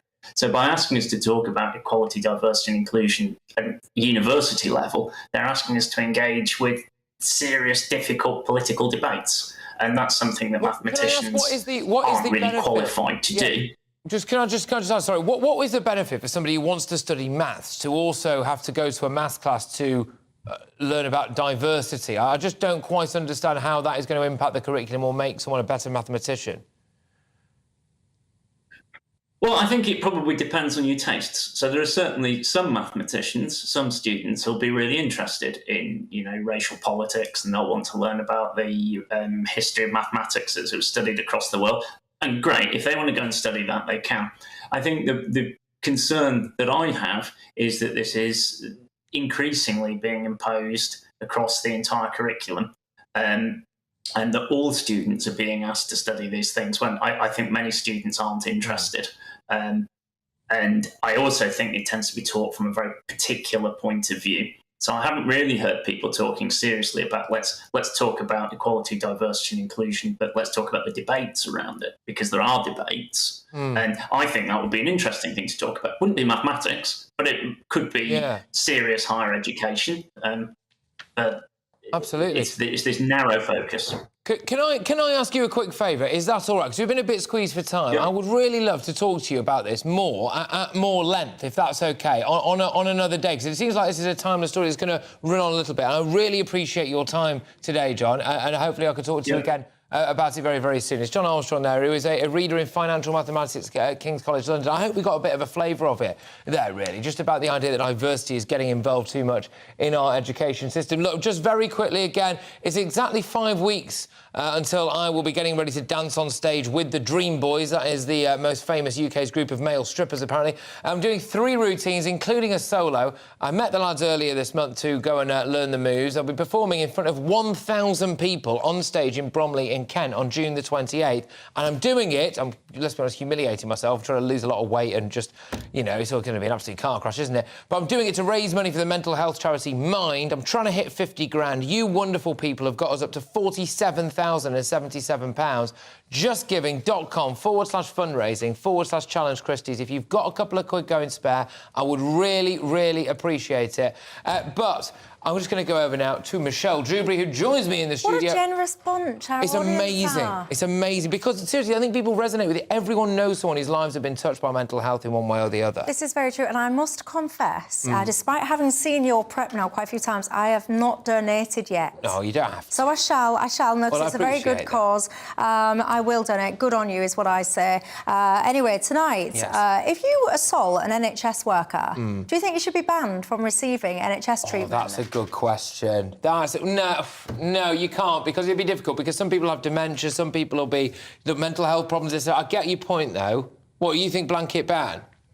Well, you know what? I'm just fed up of people in society behaving badly, mistreating people and then making excuses for it and carrying on as normal. So I'll throw that out to you guys at home tonight. Would you ban them from receiving care? I would. There you go. Look, hey, I'll tell you what, it's already a firecracker of a question, isn't it? Michelle Dewberry will be up next with Jubes & Co. I've been Patrick Christys. I'll see you tomorrow live from Boston.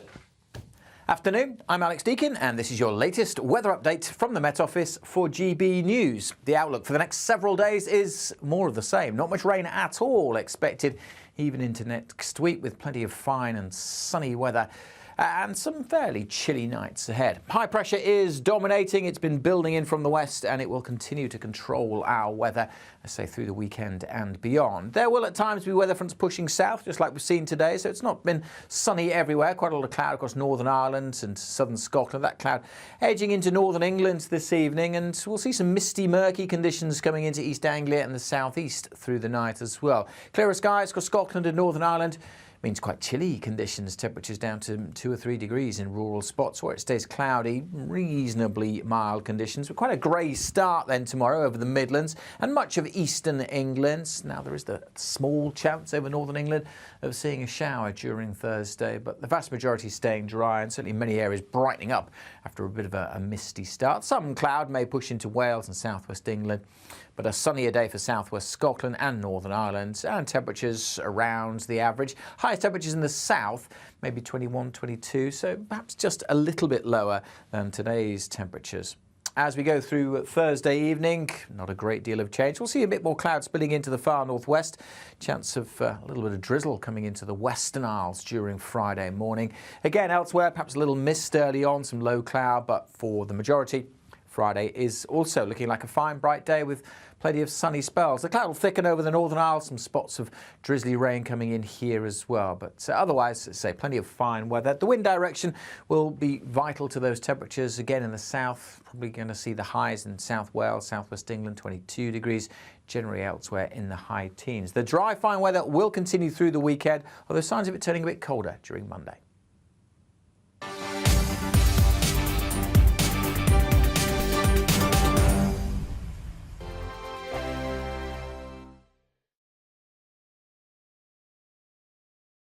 It's all about family, being in people's living rooms, all the interaction and getting to know who our viewers and listeners are. When I was young, my dad used to say, Nana, stop arguing. I wanted an outlet that would enable me to give my opinion.